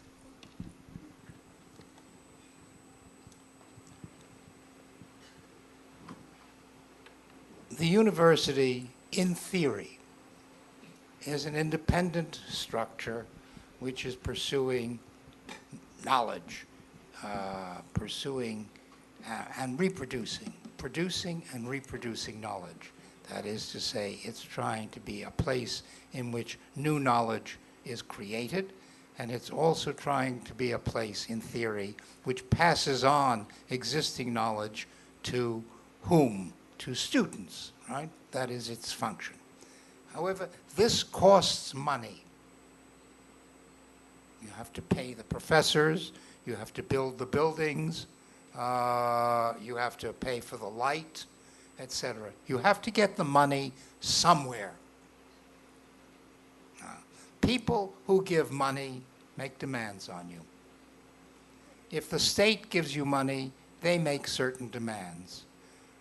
And they may say, we tolerate X, but we don't tolerate Y. For example, if you want to use your classroom to organize a revolution against the government doesn't feel it ought to give you money for that, okay? If you're short of money and the government is no longer giving you money, you may turn to private enterprises and you ask corporations or other people who have money to donate to the university. And they in turn say, okay, but we want you to do X or we want you to do Y. The tension between attempting to produce and reproduce knowledge that is for its own sake and the fact of sources of money is a perpetual one. Now, on the one hand, the donors of money wish to create restrictions. On the other hand, if they create too many restrictions, right, then the university is no longer of any use to them. For example, do we need a university to train people to work in a factory or in an office, etc., even at reasonably skilled levels? It turns out that it's probably cheaper and more effective to do in-house training than to use the university system to train such people. So why do they use the university system to train such people? And that is because they see the myth of the independent university as somehow sustaining the overall system.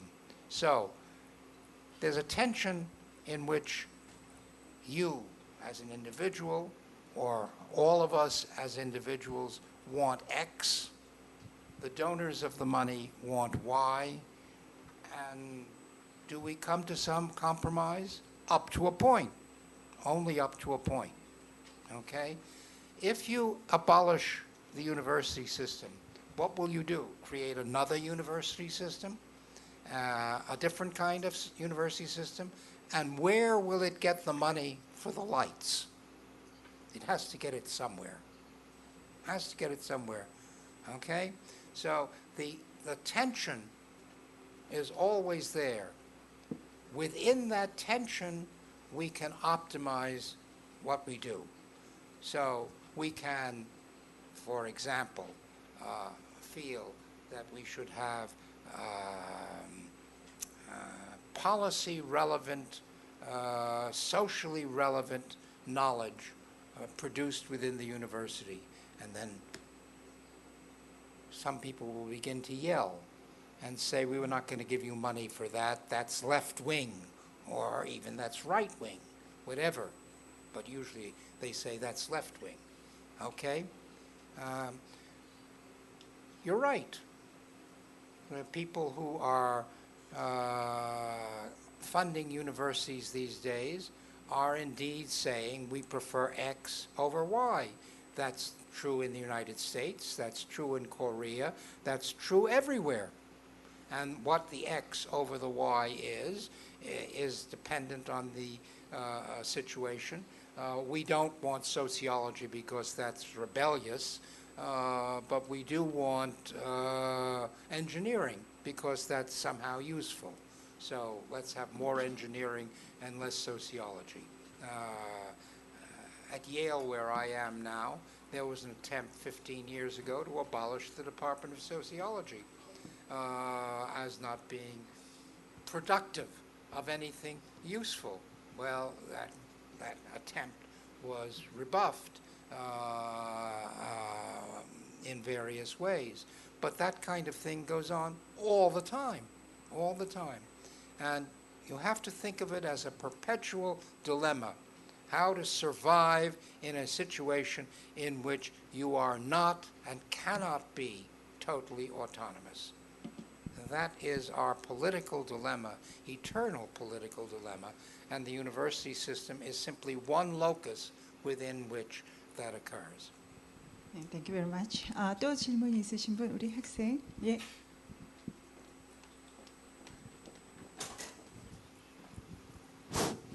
예, 저는 신동기라고 합니다.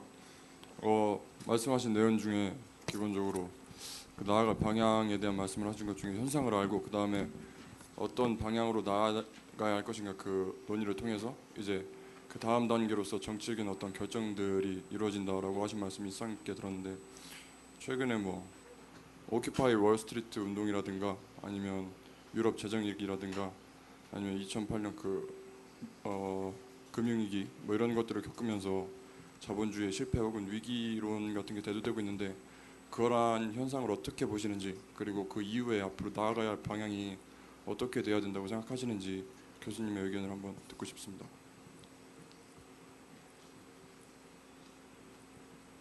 Well, this really was the subject of my talk yesterday, so I don't know if you want me to repeat that talk.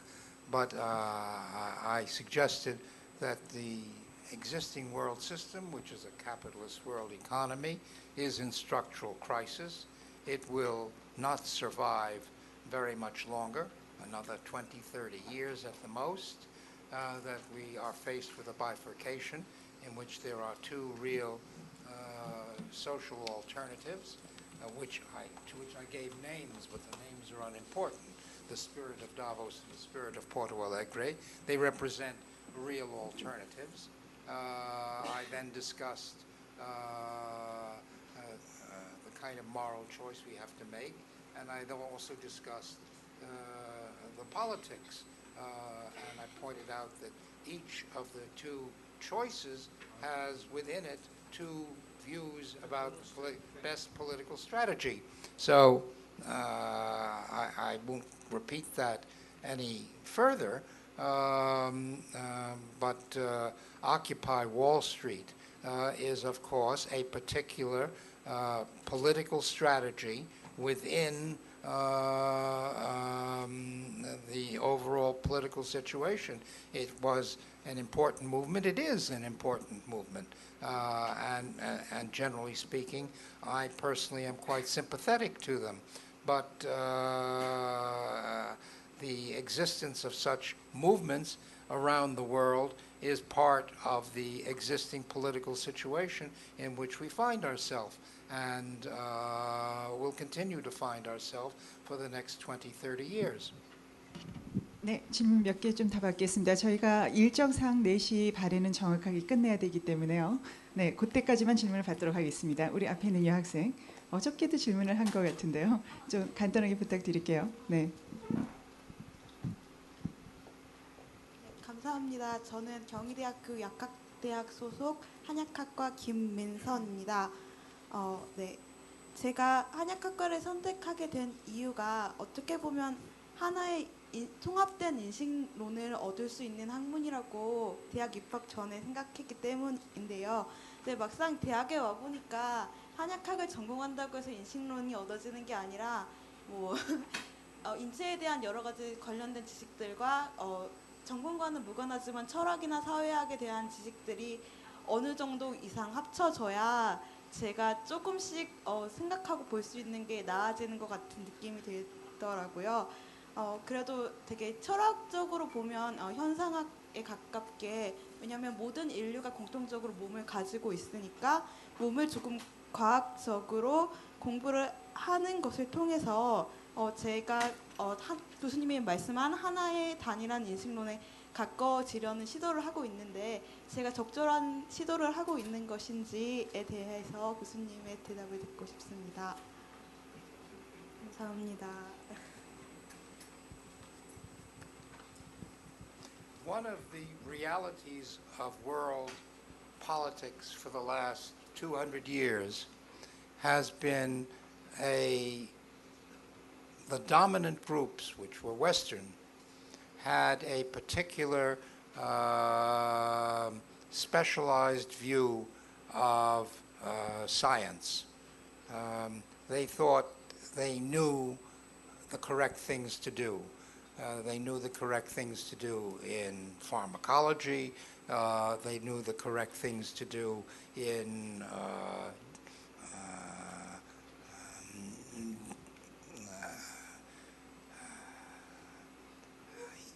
farming, etc. They were very deprecatory about local knowledge. They thought, here are these ignorant people in Kenya or these ignorant people in Korea who believe X, Y, or Z, but obviously they're not modern, and we have to impose upon them the correct view. Now, what we've discovered in the last 10, 15 years is that these ignorant people in Kenya or these ignorant people in Korea actually had a good deal of practical knowledge, which was in fact more correct on many of these instances than the knowledge that Western science tried to impose upon them. So there has been a revival of the legitimacy of these forms of what we might call local knowledge that were developed over centuries or even over millennia. in various parts of the world. That's why you now have the discipline that's being offered in your university that you are yourself part of. And you say it's more holistic. Well, good. I mean, in general, I think we need holistic views about everything. World systems analysis is a holistic approach to social science. But holistic is holistic, right? And that means you have to begin to incorporate the kind of knowledge which grew up historically in Korea or in East Asia about pharmacology with the kind of knowledge that grew up in other parts of the world about these subjects, which may not be identical, and somehow begin to put all the pieces together in a new holistic manner. And if that's what you're doing, I'm all for it. 네, 끝으로 한 가지 질문만 더 받도록 하겠습니다. 네, 우리 학생. 네.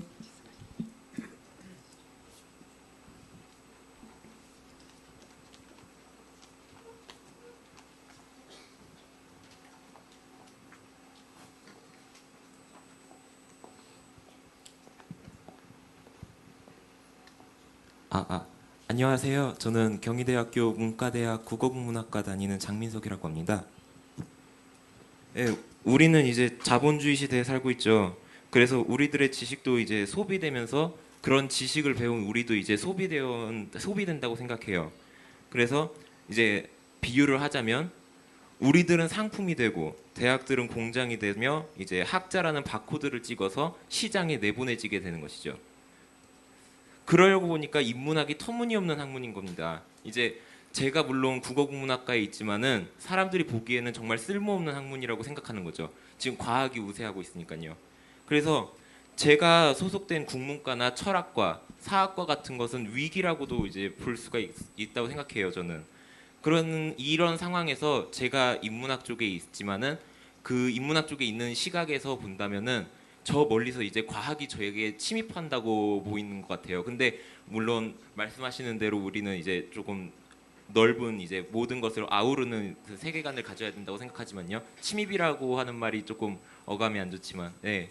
여튼 그렇게 따지자 보면은 인문학에도 역시 과학이 필요할 수 있겠다라는 생각을 하게 됩니다. 구조주의 역사학자 페르낭 브로델인가요? 그분이 말하는 그 장기지속이라는 개념을 생각해 보면 우리는 이제 그 역사를 하나를 이해하기 위해서는 이제 그들의 문학이라든가 문화 아니면은 뭐 나아가서는 심지어 이제 자연과학의 지질학마저도 우리는 공부해야 된다. 그 밑에 그 베이스를 깔아두고 우리는 생각해야 된다라고 얘기를 하는데 이렇게 본다면은 우리에게는 인문학에는 과학이 필요하다고 생각합니다. 하지만 과학도 못지않게 인문학이 필요하다고 생각하는데요. 과학이 그러니까 예를 들면은 우리는 아인슈타인이 루즈벨트에게 보낸 그런 서한들을 알고 있고 소들을 살찌우기 위해서 그들의 죽은 시체를 갈아먹은 거를 우리는 알고 있습니다. 물론 그들에게도 윤리적이고 인문학적인 소양이 필요하다고 생각하는데 과학에서는 어떻게 그렇게 움직여지고 있는지 저는 제 입장에서는 볼 수가 없습니다. 특히 우리나라에서는 제가 볼 때는 말이죠. 여기에 대해서 어떻게 생각하시는지 질문하고 싶습니다. Yes, please.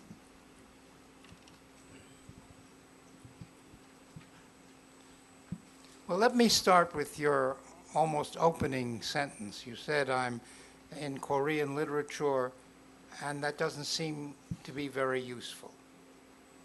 I don't know that that's true. Let's ask the question, is English literature a useful subject to study? You know, that was a controversial question in 1830. The attempt to create a department of English literature at Oxford and Cambridge was very much opposed by the people who were in the classics department, which was then the only department of the humanities. And the idea that it was important to study English literature, they thought an absolutely crazy idea. So finally, actually, English literature muscled its way into the university system. It became actually, historically, a very powerful in 1945 or even in 1980 or 90, if you looked at American and British universities, the English literature department, along with the history department, were the largest departments in professors, in students, and so forth. So somebody must have thought that English literature was useful, but useful for what? You see, what do you do with a degree in English literature? Well, you teach English literature. That's one thing you do. Or you become a critic. You write for a magazine reviewing new books, new novels. Or you work for a publishing company, helping them decide which books they should publish in novels, okay? Or you forget about the fact that you've had a degree in English literature and you get a job doing something completely other than that because there isn't enough room for all the graduates of English literature. Now, so what do you do with a degree in Korean literature? Well, one thing you do is teach English literature. And the other thing you do is you become a critic for a magazine or work for a publishing company or do translation or so forth. Is this a useful activity? Of course it's a useful activity. It's as useful to do Korean literature as it is to do English literature. But of course, all the literature departments now in the last 30 years have realized that they have to be broader than that. And they begin to change their names. Now it's not French literature, but French literature and culture. So they become a sort of larger structure in which they are attempting to be defenders of the differences of French culture from other kinds of national or global cultures, right? And then there are people who begin to say, no, no, we shouldn't do that. We should do comparative literature. And then there are other people who begin to say, well, we should do world literature, and we should begin to try to analyze quantitatively even, trends in world literature over the last 200 years.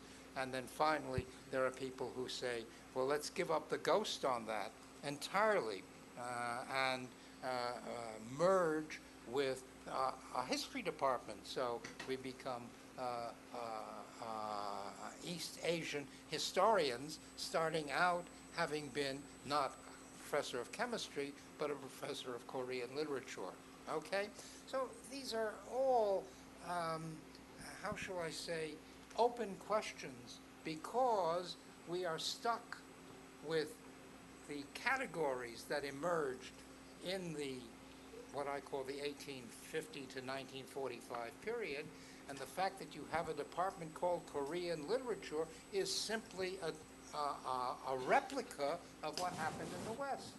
You say, I notice you have a department of English literature, we should have a department of Korean literature. It's an acceptance of the same system, and that system is now coming into question in the West, in Korea, and elsewhere, and we have to move towards a reconstruction of the structures of knowledge, which is what we've been discussing. 네, 대단히 감사합니다. 우리 정서영 학장님께서 아까부터 좀 말씀을 원하셨는데요. 학장님 시간 드릴 테니까 1분만 말씀하시겠습니까? I'd like to mention that we have to distinguish between price and value, and science and scientism as a natural scientist per se. You know the Newtonians. Can you listen? This was long. Okay, thank you very much. Anyway, as a scientist per se, the natural science, you know that we are using induction systems from the René Descartes. Discours de la méthode pour bien sa raison et chercher la vérité dans les sciences. You know the French, right? What's the verité? I just sum up. As a natural scientist per se, I'm teaching the physical chemistry. To make the long story short, science deals with probability or statistics, while scientism declares certainty. We are not dealing with certainty at all. Science knows the limit, while scientism doesn't care about the limitations. We always have kairos terms and chronos terms. I'm becoming old.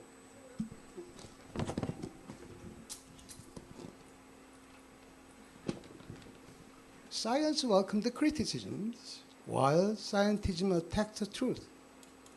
Science looks for the evidence, while scientism sticks on the hypothesis, not theory even. Science follows the inductions, while scientism followed by deductions. Science never fears and hides any mistakes, while scientism welcomes the dogma.